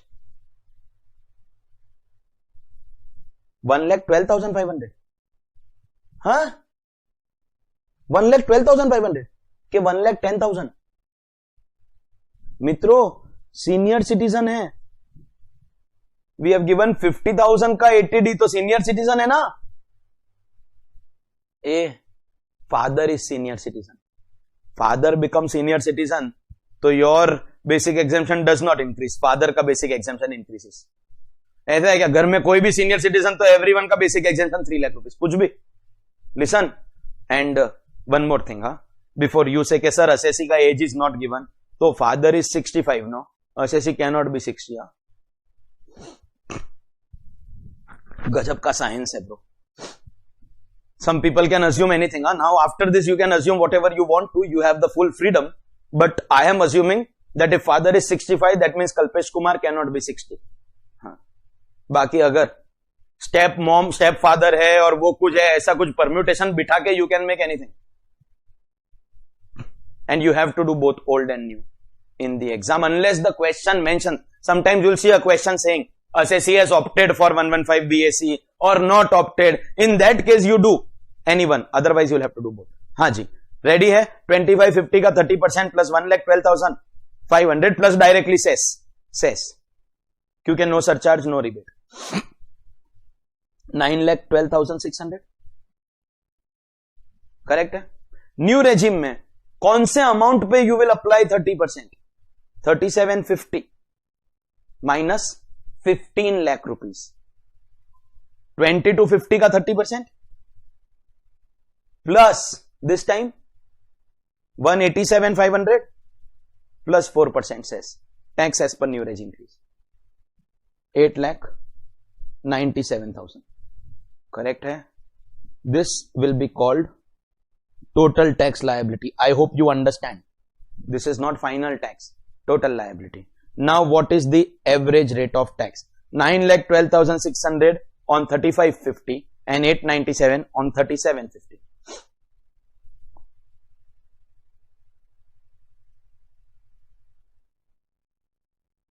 $25.71 है कि 72 है? Check करो.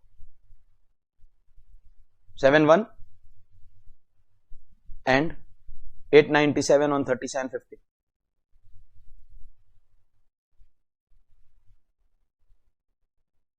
$23.92. Everyone is sure about this? This will be compared with your foreign rate. Now please, what is your foreign rate? 13.33. 1 lakh का tax on 750 का income is given in the question. Lower of the two. Both cases 13.33. Indian rate is very high. And finally time has come to give your relief. Relief will be given at the lower rate. But on what income? In the new regime we have not taken any deduction. तो new regime में तो full 750 के ऊपर we will get deduction. Correct है? Correct है? I am scrolling my tab. I want the income computation in front of you. New regime में I have not taken any deduction. तो full 750 I am taking. But in the old regime, what will I take? Old regime में what will I take? Huh? 750. Deductions not to be adjusted. No, because this time the deductions are not specific to the foreign income. Then preferably take it against your Indian incomes. समझा क्या मित्रों? हाँ, तो here also it will be 750. Accordingly, both places we will get relief of 1 lakh, and therefore what is your final tax liability? I am very particular about my words. Final tax liability I will be writing, and if there was any TDS or advance tax I would have subtracted from this only. Here you get 8,12,600, and I think here you get 797. This is the place where you tell the assessee, bro, go in 115 BAC. Take the new regime. Before this, you can't stop at any place. Are you clear? Everyone?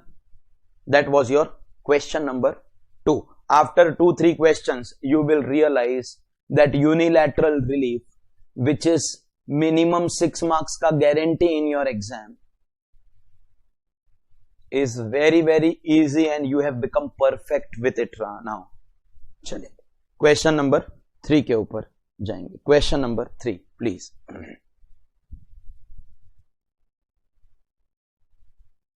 Page number 4, question number 3.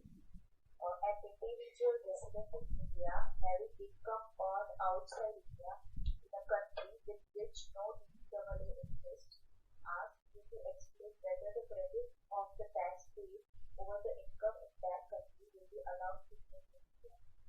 He is a resident and he has foreign income. He wants to know whether credit will be allowed. See, one thing the question has told us, there is no DTRA.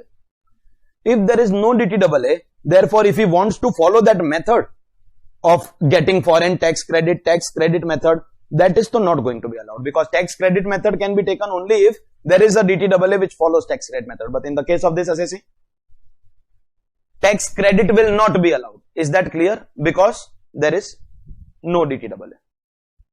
But the question is this, you chartered accountants, there is one thing common between CA log and Baba log.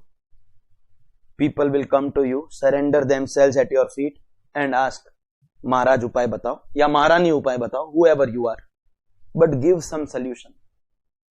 Give some solution. If tax credit method cannot be given because there is no treaty, give some solution. Or tell him that you won't get anything, go kill yourself. But give something. कुछ भी नहीं, you don't have anything to say.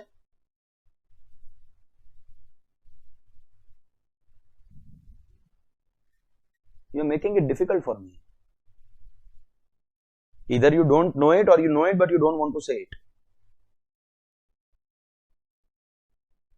If there is no treaty and foreign credit cannot be given, then do you have any option or you don't have any option? Relief. कौन सा relief है तुम्हें? हाँ तो बोलो ना. What made you wait for so long and kill time? You know, every minute that we lose like that is going to increase our end date and the number of lectures and the number of hours. You can't just because I know it but someone else will say it. That cannot be the attitude in class. Yes, if there is no treaty, relief will still be given in the form of unilateral because the assessee is a resident. Because the assessee is a resident. Is that clear? Chal. Theory question tha on unilateral relief only. Question number 4. Question number 4. The Income Tax Act 1961 provides for taxation of a certain income earned by Mr. X. However, the DTRA which applies to X excludes such income from the purview of tax. Is Mr. X liable to pay tax on the income earned by him? Discuss. Half mark for right answer, -2 for wrong answer. It cannot get easier than this ridiculous question. Income Tax Act says pay tax, but treaty says don't pay tax. Take relief, don't pay tax. Then will you pay tax? Act बोलता है taxable, Act says taxable, treaty says not taxable. Then will you pay tax?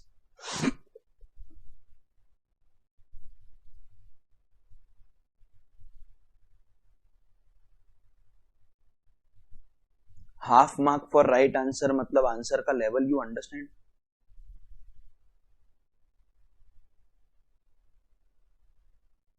There is a treaty between the two countries. According to the act, it is taxable, but the treaty says that India will not take tax. As good as tax exemption method. So will you pay tax? No, because the DTRA will override the act and not pay tax. In fact, had it been the other way around, then it is still a difficult question, where a particular income is taxable as per treaty. Matlab, in treaty, one of the countries gets the right and the other country leaves the right, no? So as per treaty, India got the right to take tax. But in the Income Tax Act, it is exempt. So this time it is taxable as per treaty and exempt as per act. So what's your answer?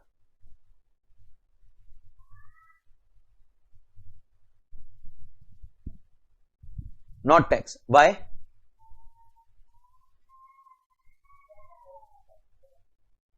That is not the reason.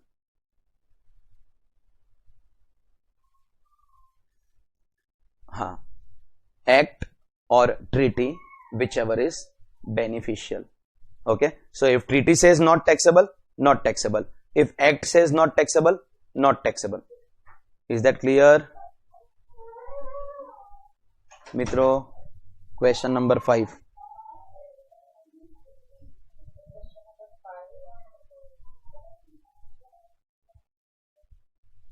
Arif, a resident both in India and Malaysia, in previous year 2023, owns immovable properties during residential house at Malaysia and India.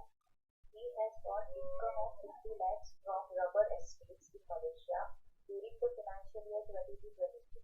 He also sold some property in Malaysia, resulting in a short-term capital gain of 10 lakhs during the year. Arif has no permanent establishment of business in India. However, he has derived rental income of 6 lakhs from property let out in India, and he has a house in Lucknow where he stays during his visit to India. The Article 4 of the Double Taxation Avoidance Agreement between India and Malaysia provides that where an individual is resident of both the contracting states, then he shall be deemed to be the resident of that contracting state in which he has permanent home available to him.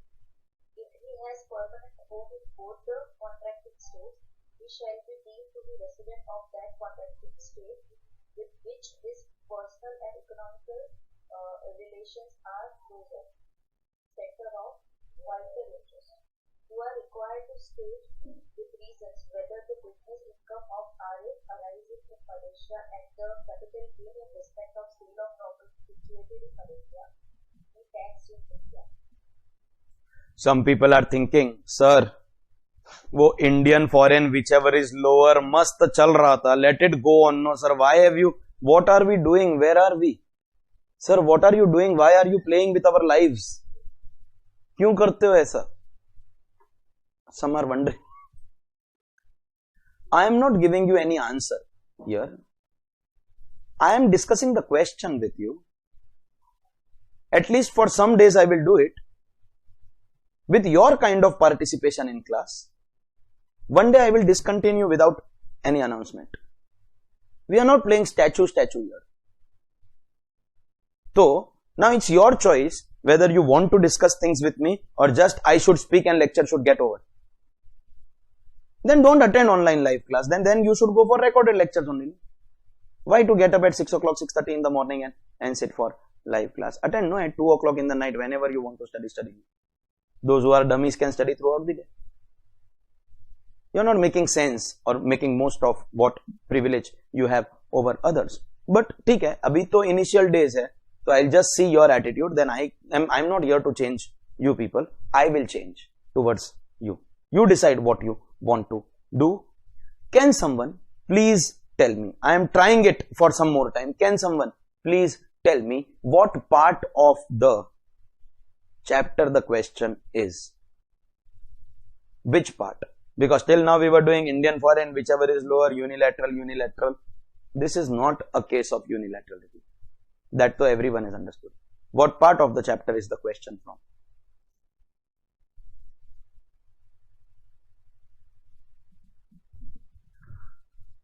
This is a question. Somebody is writing DTRA. DTRA is the name of the chapter, by the way. So DTRA में से तो है, वो तो obvious है. What part in DTRA chapter? This is a question on bilateral relief, where there is an agreement between India and Malaysia. And every time they ask you a question on bilateral relief, they will have to give you that paragraph of the treaty in the question. This question has got 3 parts. Part 1, they have given us data about an assessee called Arif. That's only information about Arif, nothing else. Only and only information about Arif. These are known as facts of an assessee. These are facts of Arif It could have been something else for someone called Manoj or someone called Vaibhav or someone called Prathamesh. It could have been anything else. Facts can change assessee by assessee. Do you understand? But data is given. We'll just verify whether whatever I have summarized, you were talking and I was writing, whether the data about Arif is correct. Arif is dealing with two countries, India and Malaysia. He is resident in both countries as per question. He has home in both countries as per question. And question has given us data about incomes of Arif to rubber ka income, short term capital gain ka income. 50 lakh and 10 lakh in Malaysia and rental income 6 lakh in India. Is the data about Arif summarized properly?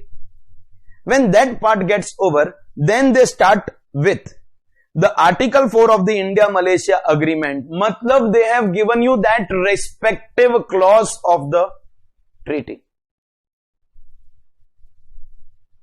They have given you that respective clause of that particular treaty. This is the law between India and Malaysia. And this is same for all. Listen, this data can change assessee by assessee.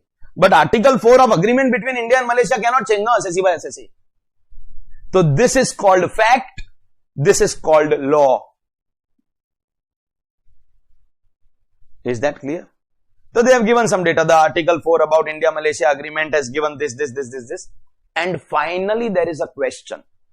The question is, that's the last part of the question. In one line, they have asked, is income from rubber plantation of 50 lakh and capital gain of 10 lakh, is it taxable in India? That's the question.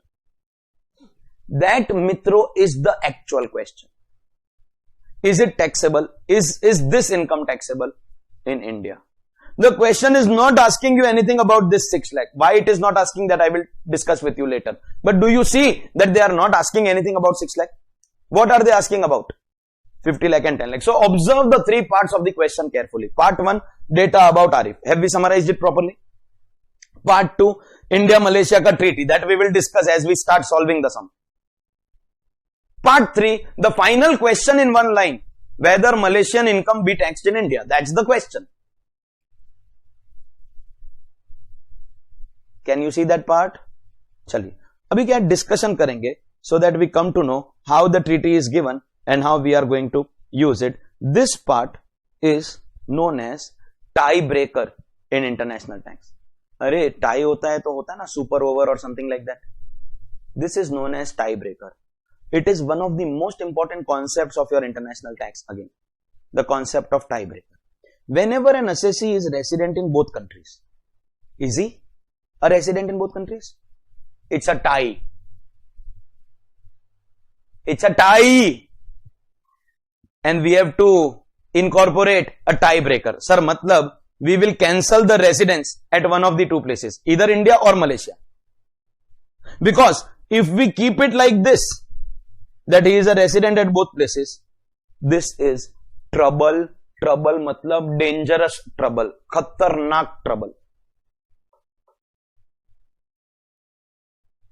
Sir, what kind of trouble? Sir, listen. 6 lakh. Source in India, but residence at both places. That means India will also take tax, Malaysia will also take tax. Malaysia will take tax because of residence. And 60 lakhs. Source in Malaysia, but India will take tax because of residence. When you have double residence, listen to my next line very carefully. If you have double residence, means all incomes will be taxable everywhere. Every country will levy tax on your global income. Double residence is the most dangerous thing in the life of an assessee.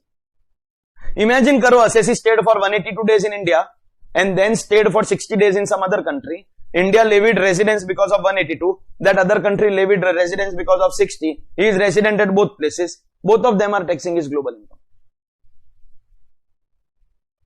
So what is tiebreaker? In tiebreaker, we will keep residence of one place and cancel residence of other place. We will retain him as a resident of one of the places and cancel his residence at the other place. And for that, we will decide in the agreement how we will invoke the tiebreaker. That is where the agreement ka clause given to you in the question starts. How to apply the tiebreaker law. Can you see that line where that line starts, the Article 4 of the DTRA between India and Malaysia? That is the line that I am talking about. The Article 4 of the DTRA between India and Malaysia. What does it say? That when an assessee is resident of both the contracting states, matlab both countries. Is he a resident of both contracting states? Yes. That means, are we going to apply this clause? Yes. He shall be deemed to be a resident of that contracting state. Kya likha hai? When he is a resident of both contracting states, then where will he be treated as a resident? What does the agreement say? At that place where he has a permanent home. I am not saying this. The treaty says that if you have residence at both places, so you will be treated as resident. Which country? Permanent home. So go check where he has a permanent home. See, law you are reading, but fact you will check. And when you go and check Arif ka fact, you come to know that this is not solving the problem. It is increasing the problem because he has a permanent home. Where? Both places. So problem is not solved, increased, no? Don't worry. The treaty will not stop there. Treaty also knows that both places house is possible. So the treaty continues. We go to the next step. Can you see the treaty continues? First we checked home. Home is there at both places. So go to the next step. He will be a resident of that country where his personal and economic relations are closer. We would have checked home. If home was at one of the places, so we would have stopped. But if home is at both places, so next step kya hai? Not according to me, according to the treaty. Next step kya hai? Personal and economic relations closer. See, as far as personal relations are concerned, you can never find out कि where is anybody का personal relation closer. मतलब you have one wife in India and another in Malaysia. Don't laugh. He is Arif. He is legally allowed for. He can have one in one country and another in another country. वो legally allowed है. Okay?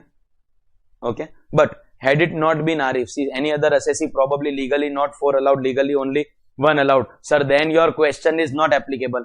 Wife, 1 wife, 2 wife. Lekin, is it possible that wife is in India and children are studying in Malaysia? Now answer this. And that can happen with anyone. Wife in India and children. Now you tell me one thing. Whom are you closer to? Wife ke children? Okay. Some are like, sir, experience nahi hai aisa question, why you are asking? Experience hai, that question also we avoid answering. Bola chodna. Somebody will answer in the class. We have no experience. You are asking us things about which we have no idea. Barabar na?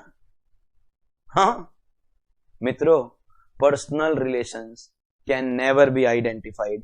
But as far as economic relations are concerned, the question is loud and clear. Where are Arif ka economic relations closer? And therefore he will be treated as a resident of. And therefore this will be cancelled. So now if I ask you, Arif is a resident of which country? After a tiebreaker. Before tiebreaker it was both. But tiebreaker means cancel one of them. And now if I ask you, Arif is a resident where? Malaysia. Arif is a resident where? Malaysia. Now it is very easy for us to answer. The last line of the question is the actual question. Whether his rubber ka income 50 lakh and capital gain be taxable in India. Chalo dekhte hain. These incomes. Where is the source? Malaysia. Where is the residence? Malaysia. Now it is not India and Malaysia. Only Malaysia. Residence also Malaysia. Source also Malaysia. Will it be taxable in India? No, sir. No. And now do you realize why they did not ask you for this? Listen. Where is the source? In India. Where is the residence? Now Malaysia, no? India ka cancel, so now Malaysia. That means one of them has to take tax, one of them has to leave. But for that they need to give you more data from the treaty. But they have not given the data. So they have not asked also about this 6 lakh. This cannot be answered without further data. They wanted to ask only for this much. So they have given data only for this much. Understood? The tiebreaker concept, a very, very important concept in international tax. 2 minutes silence for those who missed this concept. नहीं तुम लोग मत रखो, it's okay. It's okay. And now I come to question number 6. Let me be clear. This question will not get over in today's lecture. ये carry forward होएगा. But there is no option. There is no, sir, ऐसा नहीं कि sir, let's finish question 7, 8, 9. Question 7, 8, 9 together will get over in 5 minutes. Still I will have to do question 6. I can't leave you 25 minutes early. Okay. Question number 6 is the Gita, Quran, Bible, Agam, Guru Granth Sahib of this chapter, whichever holy book you believe in. Question number 6 is the crux of this chapter. Question number 6 is the most important aspect of this chapter. I have given you 420 classroom questions which I will solve with you and about 430 additional questions which you will practice. But you have the brain to understand that one day before your exam you will not be able to solve 850 questions. Can I explain karu how? You will have to shortlist questions that you will practice one day before your exam. And almost in every chapter, there will be that one question which will summarize the entire chapter for you. Matlab aisa, do this question and you are ready for the full chapter. Every chapter you will get something like that. आप समझा क्या?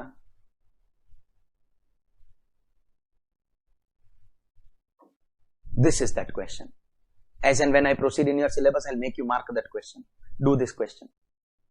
One day before your exam, do. Every chapter, almost every chapter, I will give you that marking so that you have shortlisted which questions you should definitely practice one day before your exam. Question number 6. Heavy scene hai bro, but full attention is required. Request you to participate with me in class in the interest of everyone. Please go for it. Question number 6. Mr. Vikas, aged 60 years, a resident, is deriving following income in India, country A and country B. Compute the total income and tax liability, assuming that India does not have DTRA with the foreign country. Particulars: Indian income, income from business in Mumbai 9,20,000, interest on saving accounts 64,000.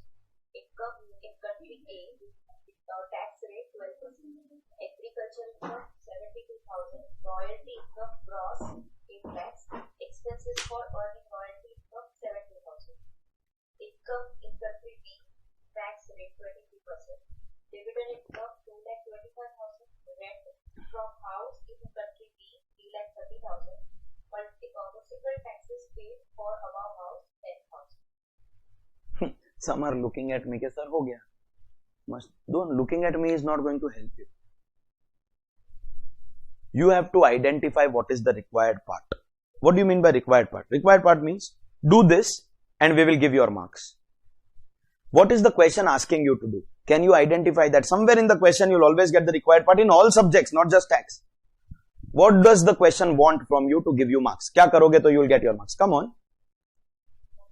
Total income and tax. See, if you start thinking about everything together, sir, agriculture ka kya karu, sir, dividend what should I do, sir, royalty what should, if you think about everything together, no, you will get confused. Think about one thing at a time. Aram se, ekdam slowly, one thing at a time. Whoever said it very appropriately. Small milate jao, large banate jao, very, very appropriate whoever said it. One thing at a time, please. Total income and tax, 2 you have to do. You get your marks. You have brains to understand which one will you do first, total income or tax. Till the time you are a student, it is total income. Only after you become a practicing chartered accountant and you get Marwadi clients, like my relatives, so they will tell you, this year I want to pay 10,000 tax. Now tell me what is the income. With tax we do income, with income we make balance sheet, with that we last may we pass journal entry. Journal entry is last. We do reverse. But in exam, income first. Once you get income, then tax rates you are already aware. So that has given you the start. Chalo, start ho gaya. Now one by one we will write down the incomes. Till now if you observe whatever questions we did, it was only two, Indian foreign. So you could just summarize it easily. But when so many incomes are given, property is given, this is given, that, the best way, the most appropriate way, and the only way of correct income computation is you have to classify it into heads. In the previous question or the question before that, it was not possible because only two incomes were given. But the correct NTTI is salary, house property, PGBP, capital gain, other sources, total, deductions. That's the correct way of doing any income computation. So the moment you write NTTI, your brain should only talk about heads of income. I will give you the start. First is salary, and it is not there.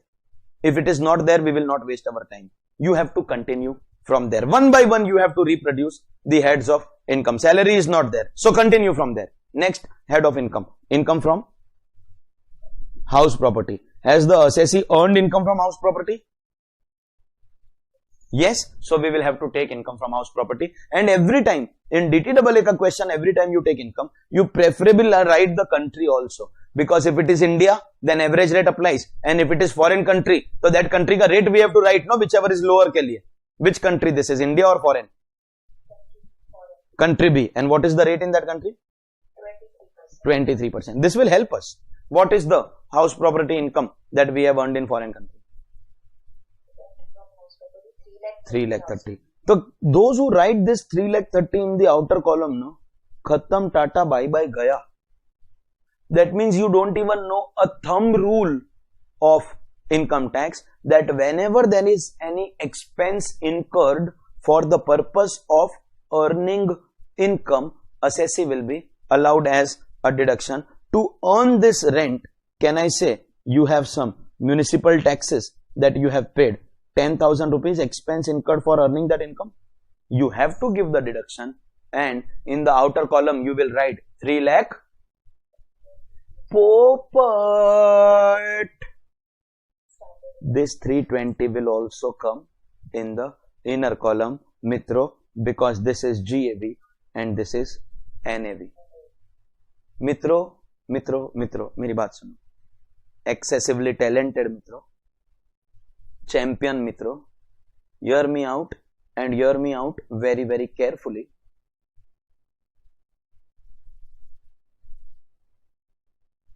You are doing DTRA. Question is checking knowledge of house property. Whenever an assessee has income under house property, assessee is eligible for a 30% standard deduction, and accordingly the income in the outer column will be 2,24,000. Mitro, deductions ka chapter you don't attend, so you are playing dangerously. That Kalpesh Kumar ka sum taught you. तो house property जिसको too easy लगता है ना, too easy, they are like sir this is, तो sir now this is too much, कुछ भी हो जाए हाउस प्रॉपर्टी तो I will not attend. Is that clear कि without house property also you can't do international tax का sums? Clear है? 2,24,000. Everyone? Very good. What is our mind telling us? Paper pe whatever we are writing. Mind, come back. Salary was not there. House property we have written. So mind ke andar the next step should be profits and gains of business or profession. I think he has something in Mumbai, no? Income from business or profession? Business. Mumbai. Mumbai is in India. Here we are interested in country. Local political parties. कुछ भी बोले, local political parties, but we are interested in our country. 9,20,000. There is no debate or discussion that this 9,20,000 will come in my computation under PGBP. But some students have an objection to what I have written, and I am discussing that with you. Student says, sir, please write 920 in the inner column. It will come, that's not the fight. Write it in the inner column, because we have to add in business some more incomes. According to the student, sir, there is some agriculture income given outside India you have to add that. And thus don't write 920 in the outer column. Even before I give an answer to that student, some other smart guy comes in between and says, hey, agriculture income to exempt hai. So dear second wala student, you go sleep. Because the first student is right. It will come in my computation. Because agriculture income here is taxable. Agriculture income here is taxable. I will explain the full concept, then I will make you write a note. Section 10(1) is the section which exempts agriculture income. And here is the text of the section. Rent or revenue. Matlab revenue of the farmer, and if the farm land is taken on rent, so landlord ka rent also. Rent or revenue from land in India used for agriculture purposes. Rent or revenue from land in India used for agriculture purpose is exempt. In other words, agriculture income, yes, exempt, but only if the agriculture was done in India. In India. That means foreign agriculture income is taxable. That means second student is wrong. Whoever said it is exempt. I'll make you write a note. First understand the full thing. Is this income taxable? Yes. Yes, it is taxable. Sir, then we should write, no sir. No sir. I'll continue my explanation. That foreign agriculture which is taxable, this is taxable only if the assessee is resident. Sir, ऐसा क्यों? Sir, use your brain. Indian agriculture income is exempt for everyone. So if at all we will levy tax, it will be only foreign agriculture. And globally there are two principles of levy of tax, residence and source. Foreign agriculture means sources outside India. Foreign agriculture means the source is outside India. So the only way in which tax can come is residence. You have the brains to understand. Non-resident foreign agriculture cannot be taxed in India. Imagine karo, Barack Obama is a retired guy now.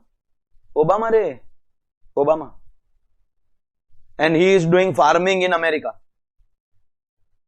So he has foreign agriculture income. So क्या India will levy tax? Because foreign agriculture income is taxable, no? तो India में levy tax. अरे Obama तो भर देगा tax.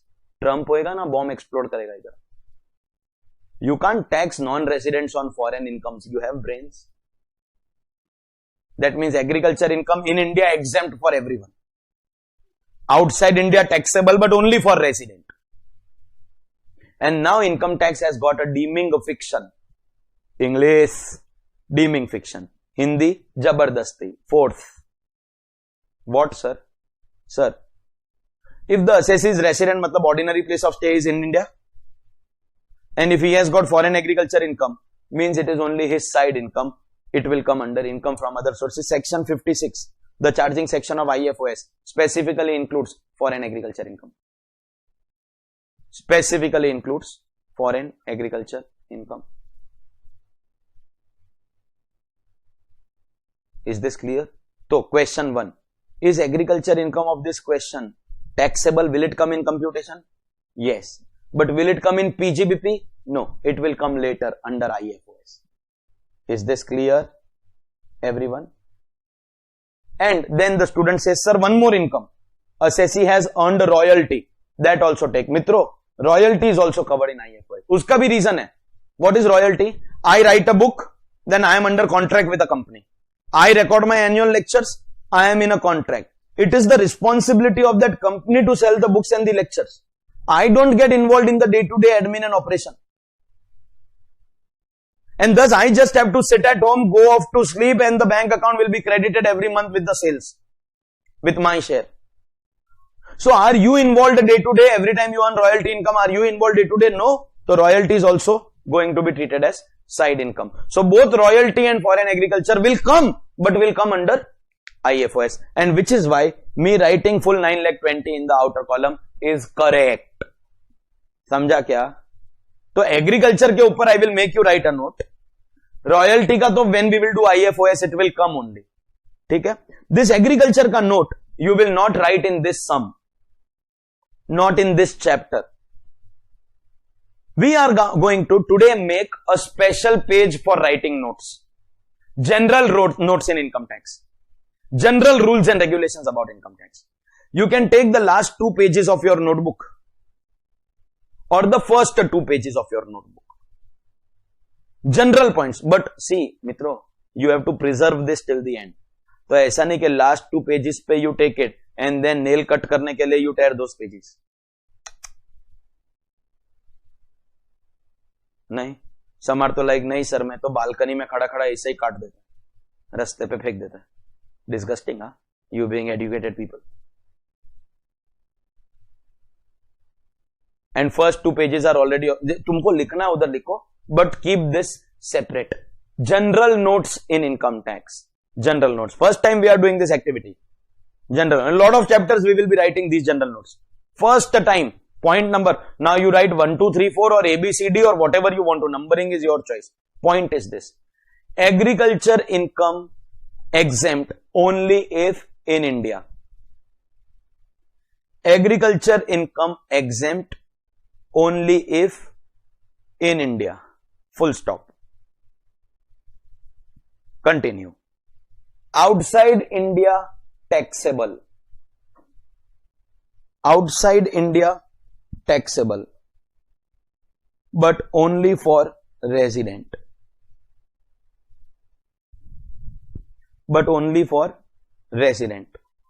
Under IFOS, income from other sources. Agriculture income exempt only if in India. Outside India taxable only for resident under IFOS.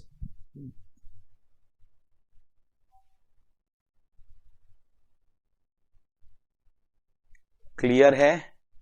Correct है? तो will agriculture, final answer दो, will agriculture come in the computation that I am making? Yes, but where? IFOS. Just a small piece of reminder. We discussed house property, PGBP, IFOS, exempt income. Which chapter we are doing? Huh? DTRA. Welcome to direct tax. This is direct tax. You know everything or nothing. This is not costing. Where standard costing में it's okay if you don't know marginal, and marginal में it's okay if you don't know standard. This is not SFM, where forex में you don't know derivatives, and derivatives में you don't know dividend policy, and dividend policy में you don't know M&A. This is direct tax. Everything or nothing. Do or die. समझा? DTRA का chapter का knowledge तो we have not used at all in this sum till now. आएगा. What is in our mind now? Salary not there. House property लिख दिया. PGBP done. Capital gains. We have read the sum once. Some are like, sir, भूल गया, read करके. So much discussion. So go observe, there is no capital gain in the question. Last head of income that we have, income from other sources. Last head of income. एक एक करके. I think 2 तो we have already seen also, but we will do one thing. We will go to the top of the question. Read every income. If it is taken already, it is taken. If it is not taken, so we will take it now. That is IFOS. Anything not covered anywhere else will come. And this will serve as a double check. Internal control system. This will serve as a double check. Sir, how? In case you missed something, so you can check it now, no? So check karo. Top mein. I think the question start. You read all the incomes, huh? सबसे पहले what is given? Income from business income. We have taken it already. Next. Interest on saving accounts. That means, can I say saving account interest will come here? How much? 64,000. 64,000. Inner column, no, because we have multiple income from other sources. Next. Agriculture income. Agriculture. Acha, by the way, this is India, no? We should always mention country also. Agriculture. Where is it earned? Country A. And rate of tax is 12%. This will help us in average rate of tax and all. What is the agriculture income? 2,000. 72,000. Next. Royalty income. Royalty. Where have we earned our royalty? A. Country A. This is also country A, where rate of tax is 12%. While the royalty that we have earned is 8 lakh rupees, but for earning this royalty, we have incurred an expense of 70,000. Every time there is an expenditure incurred for the purpose of earning income tax ka basic principle is that expense incurred for earning income will be allowed as a deduction, and accordingly, you cannot take 8 lakh in your taxable income, you can only take 7 lakh 30,000. Only 7 lakh 30,000 will be taken as your taxable income because expense ka deduction we are giving, no? Hello? Continue. Dividend income. Dividend. Where have you earned it? Country B. Country B. Where rate of tax is? 23%. Mitro, let me be clear. Dividend from foreign countries had always been taxable. Even when India had DDT, no? It was taxable. Only domestic companies. Acha, you all must not be knowing about DDT also. Was it there in your CA Inter? No? So forget it. Dividend income will come in IFOS. Pay tax on that. What is this? 225. Accordingly, your IFOS comes to 10 lakh 91,000. And this total comes to 224 is house property, 920 is PGBP, and 1091 is IFOS. 22 lakh 35,000. NTTI? No. GTI. Because we also have chapter 6A ka deduction. Earlier, if you were not aware, it was okay. But today only I taught you that 80 QQB mein royalty income ke samne you get a deduction of 3 lakh rupees. We have royalty of 730 from country A. From that we can take 3. Listen, if it was only 230, no, then we can't take 3. When an income is available against a particular, when a deduction is available against a particular income, the deduction has to be restricted to that amount of income. Correct hai? So 3 lakh rupees 80 QQB ke andar. And then can I say 19 lakh 35 will become your NTTI? Yes or no? नहीं. तो क्या करूं saving account का? What deduction?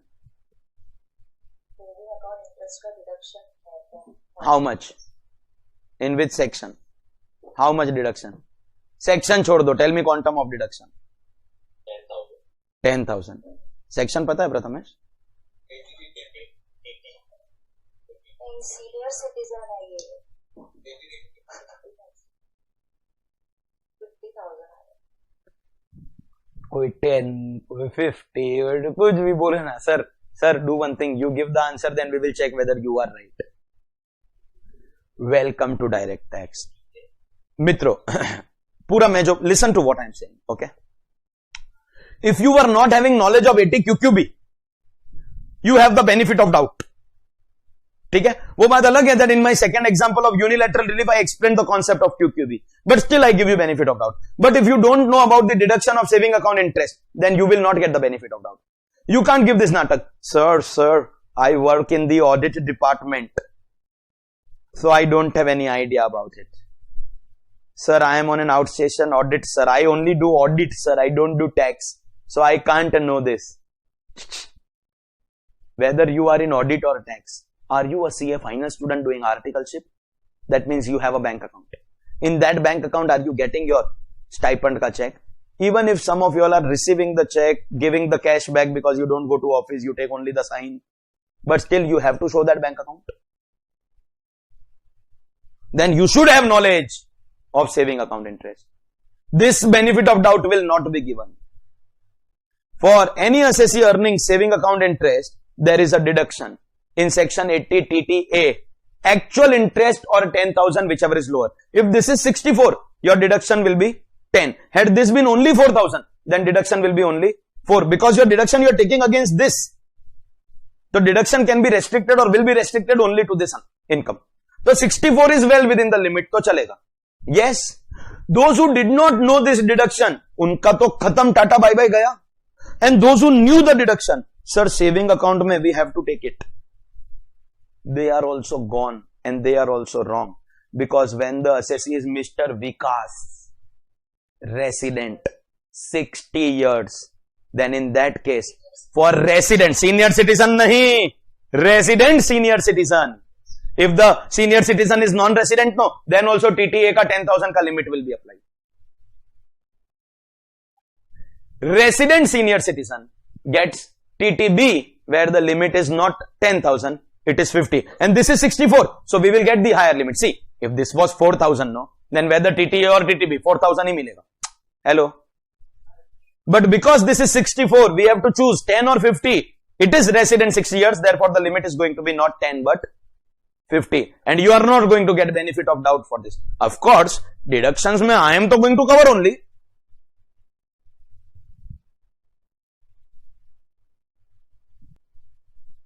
When I will do deductions, I am to going to cover only TTA, TTB. But you don't get benefit of doubt. Okay. I am not here to only solve these sums. I am here to make you understand what is expected from you. Saving account hai, we will give this. If this was FD interest, we would have still given. Those who said no sir, saving hai isliye deduction, still given. Because TTA, TTB ka, some differences people know. Some matlab you all only know 10,000 and 50,000. Or possibly this much, ke sir, TTB is for senior citizen. You all were not aware ke only if resident. Non-resident hai to TTA. And you all don't know one more difference. That I am telling you orally. Writing mein we will do in that chapter. One more difference. That TTA for non-senior citizen is only for saving account. But TTB for senior citizen is allowed against FD and RD also. So had this been FD today, still we will give 50. This is saving, still we will give 50. Sir, come to question number 1, Rohit. Those who think that we are here only to find out solutions. Rohit. Sir, Rohit had era FD interest. But we did not give deduction because Rohit was not a senior citizen. So no, if Rohit was senior citizen, then here I would have given 50,000 ka deduction, 80 TTB. If this was not FD, this was savings, then everyone is eligible, but not 50, 10,000 TTA, because Rohit was not senior citizen. I am not here to give you solutions of these questions. आप पहले ही दिन समझ लो, first day we are doing questions, understand it today itself. We are not here to find out solutions. So these all the solutions are printed. Question answer in DT is an altogether different thing that you normally expect in any other class. You understand? If this was saving, to 10,000. If Rohit was senior citizen, then whether saving or FD 50,000. Kyunki this is 180 na. If it was only 8,000, then it is restricted to the income. I hope you know. Is this clear? Come back to Vikas. Come back to Vikas. Vikas is senior citizen, no? So whether saving or FD, we will give him, because he is resident, 80 TTB, 50. And why 50? Because actual interest is more than 50. 64 hai. That will be 3,50,000. Now listen, as I told you that the nature and size of this sum, it has to split over 2 lectures. That way we have derived our NTTI. It's a homework to finish this sum. Hint sirf itna hai that NTTI as per old will be separate and new will be separate. NTTI whatever we are getting, some 18,85,000, that is as per old regime. New ka alag se you will calculate. We have done plenty of questions on this topic. And you will complete this sum. I will complete with you in the tomorrow's class, but you will complete and solve. And I might tell you to show your solution on the video. Take it very seriously. Is this clear?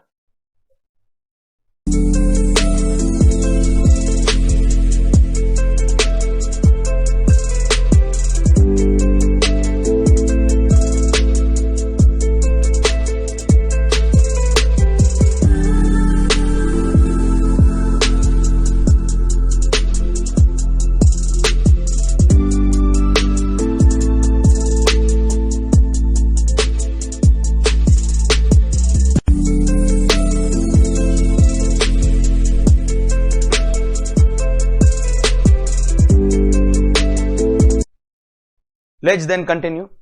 For those with short-term memory loss, we are done with our chapter double taxation relief. We are just about to complete the questions. If you remember, we are doing that question which, as I told you, is going to be treated as the Gita, Quran, Bible, Agam, Guru Granth Sahib of this chapter. If you do this, you revise the entire chapter within this question itself. A quick recap of what question number 6 was. We are doing a question of Mr. Vikas where multiple sources of income for different countries are given. We summarize the incomes into heads of income. So income from house property from country B where a tax rate of 23% was levied, municipal taxes ka and standard deduction we gave. Business income in India. Along with this business, we also discussed that royalty income and agriculture outside India. We wrote a note also on a special page. Royalty income and agriculture outside India will be taxable under income from other sources. So we are done with that also. IFOS ka other incomes also we did, and deductions ke andar ATQQB for royalty, and because Vikas is a resident 60 years, so ATTTB not TTA, and that will effectively give us the net taxable total income of Mr. Vikas, which I had asked you all to solve this by the way, but I know कि किया तो नहीं होगा, तो no worries. 18,85,000 is going to be the net taxable total income of the assessee. But unfortunately, we will not be able to calculate tax on this 18,85,000 because we will have to also compute his net taxable total income according to section 115 B, A, C. Whenever the question is giving us information about any of the deductions, then we will have to calculate both as per old, as per new also. So, ek karke we will observe all throughout the question from beginning till here.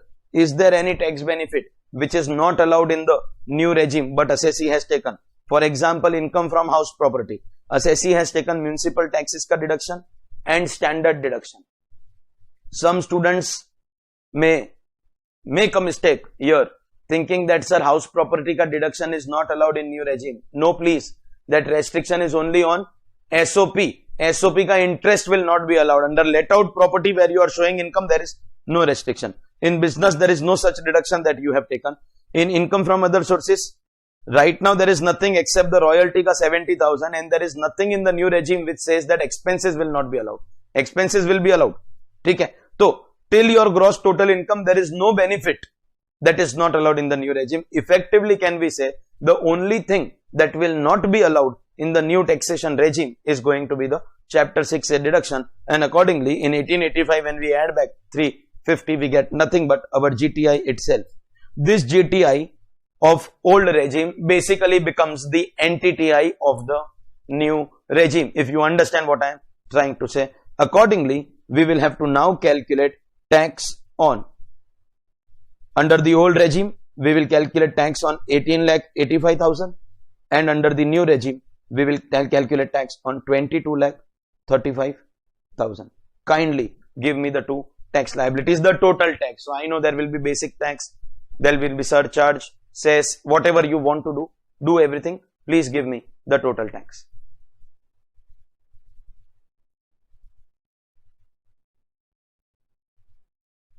Old regime on 18,85,000, new regime on 22,35,000. Old mein someone has messaged 395.20. How? 8,85,000 will be taxed at 30% because old mein anything after 10 lakh is taxed at 30. Plus 1,12,500. 1 lakh? 10. 10. 60 years old. Because Mr. Vikas is 60 years old. Any student who forgot ATTTB or wrongfully gave ATTTA out here, इसका मतलब you have not checked Vikas का age, and any student who has not checked Vikas का age will effectively end up making a mistake and going wrong here as well. Do you understand this? Yes, it is going to be 1,10,000. So 885 into 30% plus 1,10,000, and I think no surcharge, no rebate, so directly says. So you get 390,520 as the total tax under the old regime. What about the new regime? 2235, new regime. 424,320. अच्छा, today I think the chat box का setting is open. अच्छा, तो everyone can see everyone का message. चलेगा, even better. तो at least if they see other people participating, कुछ तो motivate का इतना, मतलब हमारे अंदर का इंसान मर चुका है, मतलब we are not interested in anything. Log in किया, बोर हुआ तो 10 minutes में लॉग आउट किया. We have like just given up on everything in life. तो at least दूसरों को देख के little तो motivation will come. 424 320. How? See, 735 का 30% because new regime में after 15 lakhs. That's right. Plus 187. अरे सीनियर सिटीजन है, 2500 का. In new regime, the tax is same for everyone. Yes or no? And thus 424 320 is inclusive of education cess, no? No, this is basic. हाँ. So 735 into 30% plus 187 500 plus 4% says 424 320. Can I say on the respective incomes we have calculated the respective tax, and therefore we are now in a position that we can find out our average rate of tax in India as per the old regime and as per the new regime. 2 decimals please. Average rate of tax in India as per old regime and new regime. Old 20.72. 20.72. मतलब third digit check किया ना, if it is 5 or more then you have to increase. Okay, and new regime? 18.99. Very good, excellent. Old regime 20.72 and new regime 18.99%. This is the average rate of tax in India. Mitro, do not forget the concept of unilateral relief. Indian tax or foreign tax, whichever is lower. Indian tax or foreign tax, whichever is lower. Hello? याद है ना? हाँ, तो Indian tax is calculated. Now this has to be compared with the foreign rate of tax, which will always be given to you in the question. While solving the sum itself, we were continuously writing tax in country A is 12% and tax in country B is 23%. Correct? Yes. And now we have to choose whichever is lower. This has to be done regime wise, country wise. Mark my words, regime wise, country wise. मतलब old regime में when we see income of country A, old regime में what is Indian rate? 20.72. What is foreign rate? 12%. That means whichever is lower, 12%. But if we check for country B, what is Indian rate? Old regime में Indian is 20.72. What is foreign rate? 23%. So we have to choose whichever is lower. That means this or this, whichever is lower, is going to be this answer. This or this, whichever is lower, will be this answer. And now the same thing we will have to do. Both the foreign rates will have to be compared with Indian rate under the new regime as well.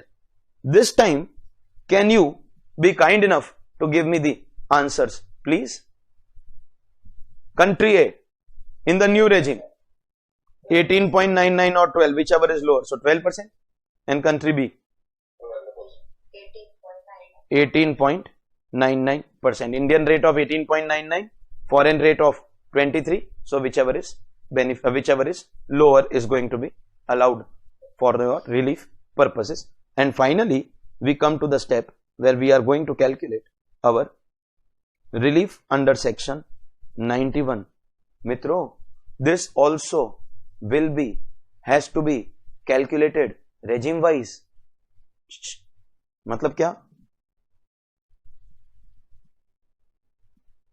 Old में and new में. Country A का income, country B का income, country A का income, country B का income. This much we have understood that this rate is going to be 12%. This is going to be 20.72. This is the rate of relief in the old regime. And this is going to be 12% and 18.99% the rate of calculation. See, we have already decided old and new में what is going to be the rate at which we will be providing the relief. Correct है?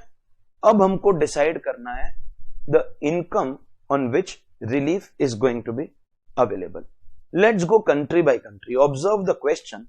In the question, which country का income is given to you first? Country A. Country A का income. Country A में name wise बोलिए, nature of income wise, जैसे dividend के share के, dividend के, rent के, agriculture, what are the incomes that you have earned? How many incomes you have earned total from country A? Two incomes. Which are those two incomes?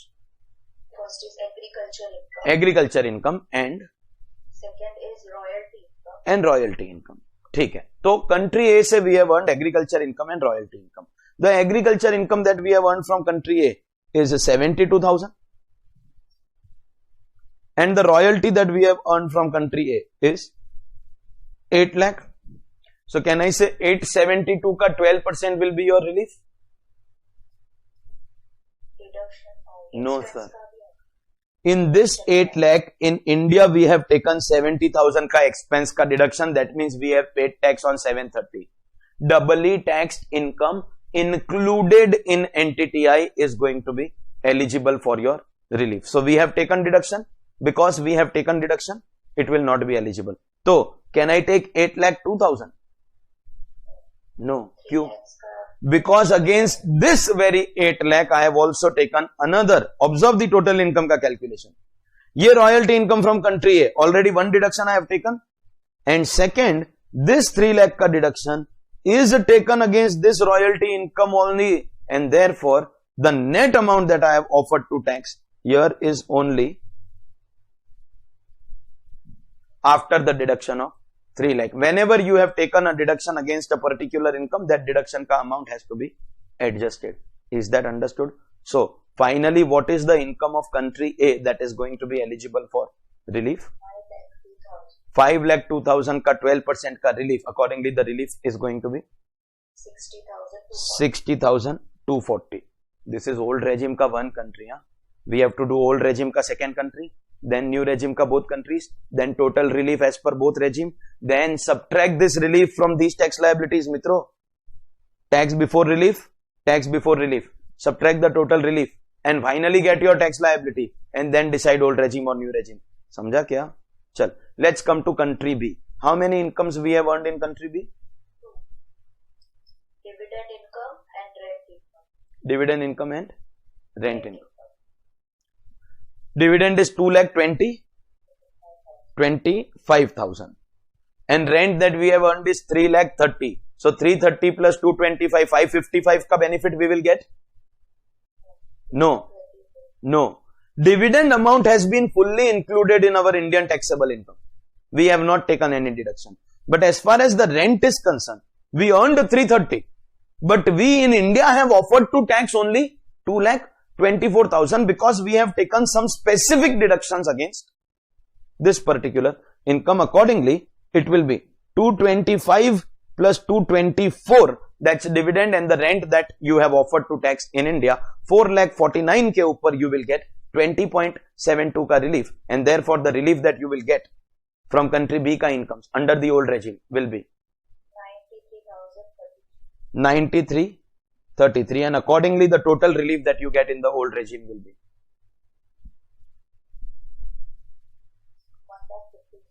153,273. This will be subtracted from 395.20, but let's compute the relief as per the new regime also. Country A ka, we still have agriculture income and royalty income. The income that we took here was 5,02,000. Agriculture 72, royalty 8 lakh, minus expenses, minus 80 QQB ka deduction. What income we will take here? Now come on. Now you should be able to participate and show your confidence and show your talent also. What should be taken? Shall we take again 5,02,000 only? No. Except 3 lakhs ka deduction. So tell me one thing. 72,000 has been included in old as well as new regime? Yes. ठीक है.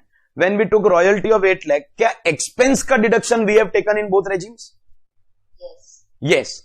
But 3 lakh का 80 QQB का deduction we have taken only in the old regime, not taken in the new regime. Accordingly, this is going to be 72,000 plus 8 lakh minus only 70,000. The 3 lakh ka 80 QQB ka deduction we have not taken in the new regime. So 8,02,000 ke upar here you will get 12% relief, and the relief amount comes to 96,240.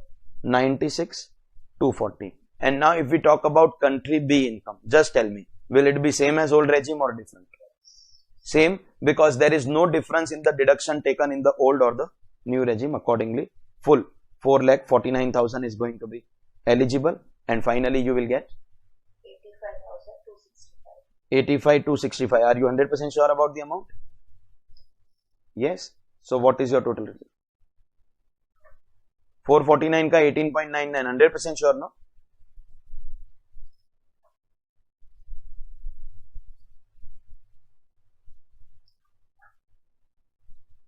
What is the total relief here? 181,505. So finally, Mitro, we are in a position that we can compute our final tax liability. As per old regime, we got 395.20. From this, we took 153,273 ka relief. And as per new regime, we got 424,320. From this, we took 181,505 ka relief. Accordingly, what is tax liability as per old? 237,247. And as per new?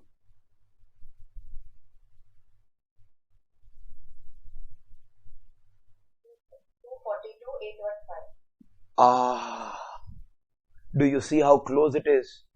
It's a gap of only 5,000. Had any calculation been a little here and there, so khatam, tata, bye bye, goodbye, gaya. Understood? This can possibly be your 8 mark ka question of DTRA. If you do this, I repeat, you are directly fit to go and give your exam. One day before your exam, you cannot be or you will not be able to revise 850 questions. You have to shortlist questions, and I am going to give you those questions chapter by chapter. This is the question of DTRA. Is that clear? Finally, obviously, we will take this and nearest multiple of 10 में 237, 250. After this, we will adjust our TDS, TCS if any. Because see, your prepaid taxes like TDS, advanced tax or anything, whichever regime you choose, uska credit you are going to get under all circumstances. Hello? Correct hai? Okay. Then, Mitro, with this, we get done with question number 6. Let's go ahead. Now, in the next 5 minutes, DTRA gets over, new chapter starts. Question number 7, please. Page number 8, question number 7. A resident assessee got a foreign income of 78,800, out of which 50% is eligible for deduction under Chapter 6A of the Income Tax Act 1961. The foreign income was also subject to tax deduction at source in the foreign country with which India had no agreement for avoidance of double taxation. The assessee claimed relief under Section 91 of the Income Tax Act 1961 in respect of the whole of foreign income. Discuss the contention of the assessee with reference to the provision of the Income Tax Act. Is the contention of the assessee valid? See, in CA final, if they ask you who is right, who is wrong, तो question का sense नहीं होता है. So they use heavy language. Is the contention of the assessee valid in law? Assessee has earned 78,800 का foreign income. From that 78,800, assessee has taken some 50% deduction. So has offered to tax only half, that is 39,400. But assessee wants relief on the whole foreign income. Is the assessee का contention valid? That's the question. Yes बोलो या no बोलो, and then we go ahead. No. क्यों? Because doubly tax income included in NTTI is eligible for relief. अरे understood क्या? चलिए. Question number 8. Cosmos Limited, a company incorporated in Mauritius, has a branch office in Hyderabad opened in April 2022. The India branch has filed return of income for assessment year 23-24, disclosing the income of 50 lakhs.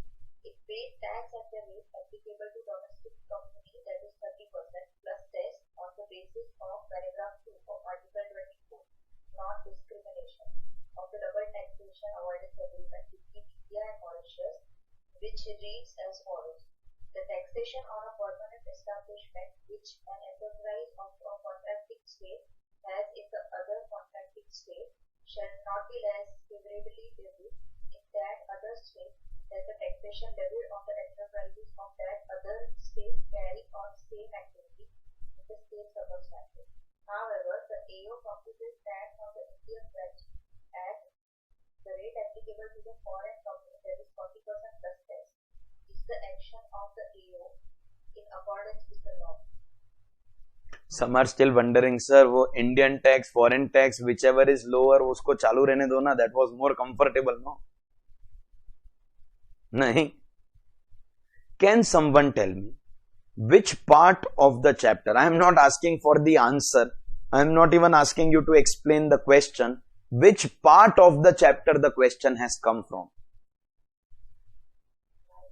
Bilateral, because there is a treaty. Okay. Then, if you have reached accurately here, एक step or we will try. Which part under bilateral? Can you? Why do we say non-discrimination? Because in the treaty, we have promised that your people will not be taxed at a less favorable. देखो, less favorable मतलब higher rate होता है. Taxation of your people will not be less favorable than my people. Will not be less favorable means will not be higher. If I levy tax to A at 10% and B at 12%, you understand I am being less favorable for B. Less favorable means I am levying higher rate for B. So we are promising that we will not do this. We will not discriminate against your people. That's a promise that we have made in our treaty. That's the promise of non-discrimination. The AO has still levied 40% tax on the foreign company. Despite there being a promise in the treaty, the AO has levied 40% on the foreign company. Is the action of the AO valid? Is the question understood now? Is the action of the AO valid? Nihal to yes बोल रहा है. Yes बोल रहे हो. Hiral also. Yes बोल रहे हो. Yes.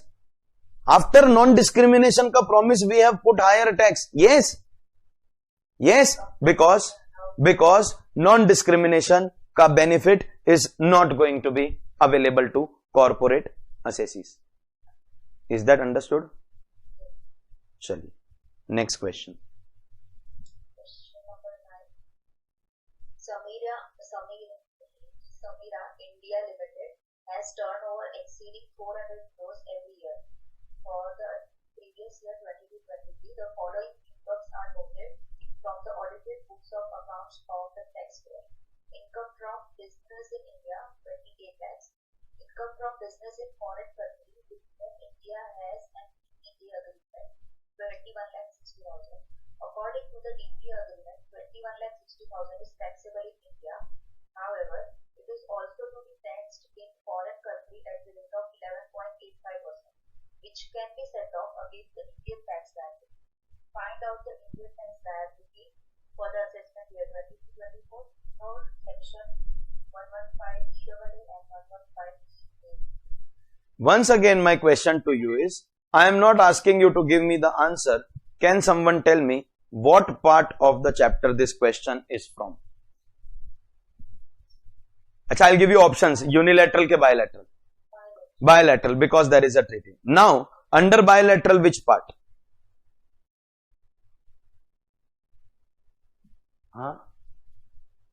Tax credit method, because your income will be taxed in both countries. But it is decided that India will give you credit of the tax that you have paid in the foreign country.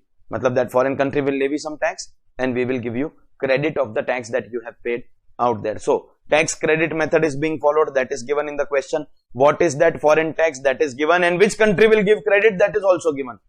Because everything we have to see as per treaty, and treaties are not a part of our portion. So, how do you approach this? What is the Indian income of the assessee? 28 lakhs. And what is the foreign income of the assessee?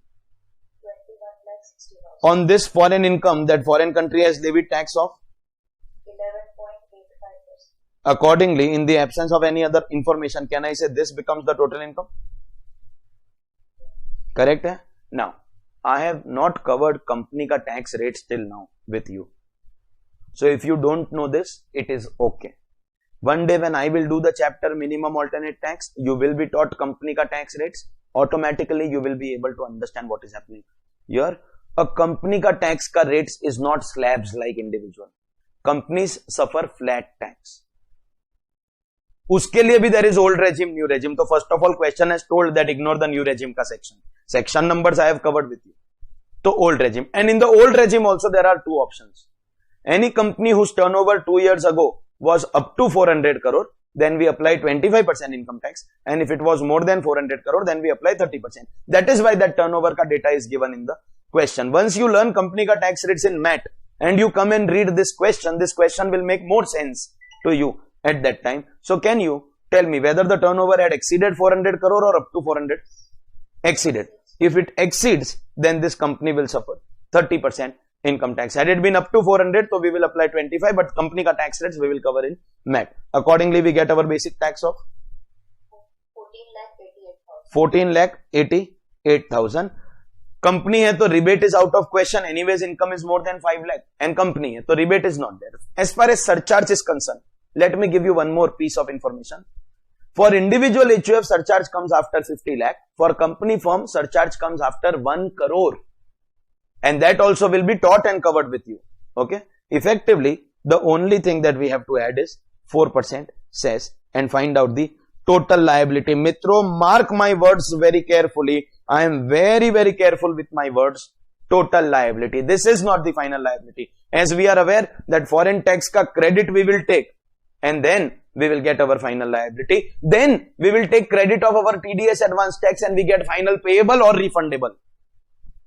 But first, the total liability. 1488 plus 4%. 15 आपने क्या सब question solve कर दिया था क्या? नहीं. हाँ, summer like sir इतना sincere we are, how do you even expect, मतलब बराबर है. 1547 520. This is total liability. And what do we do? From this, we will give relief, bilateral relief at 11.85% on 49,60,000. That is your income. Correct or no? 4960, yes or no? 4960 पे नहीं मिलेगा. You won't get it on, you'll get on 2160. Why?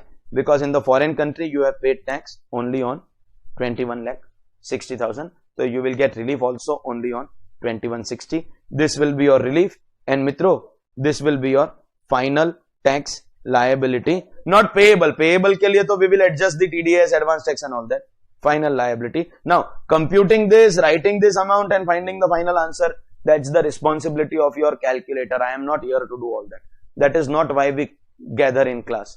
Okay. So, I hope we are very, very clear about the fact that this is how we are going to calculate the liability of the company.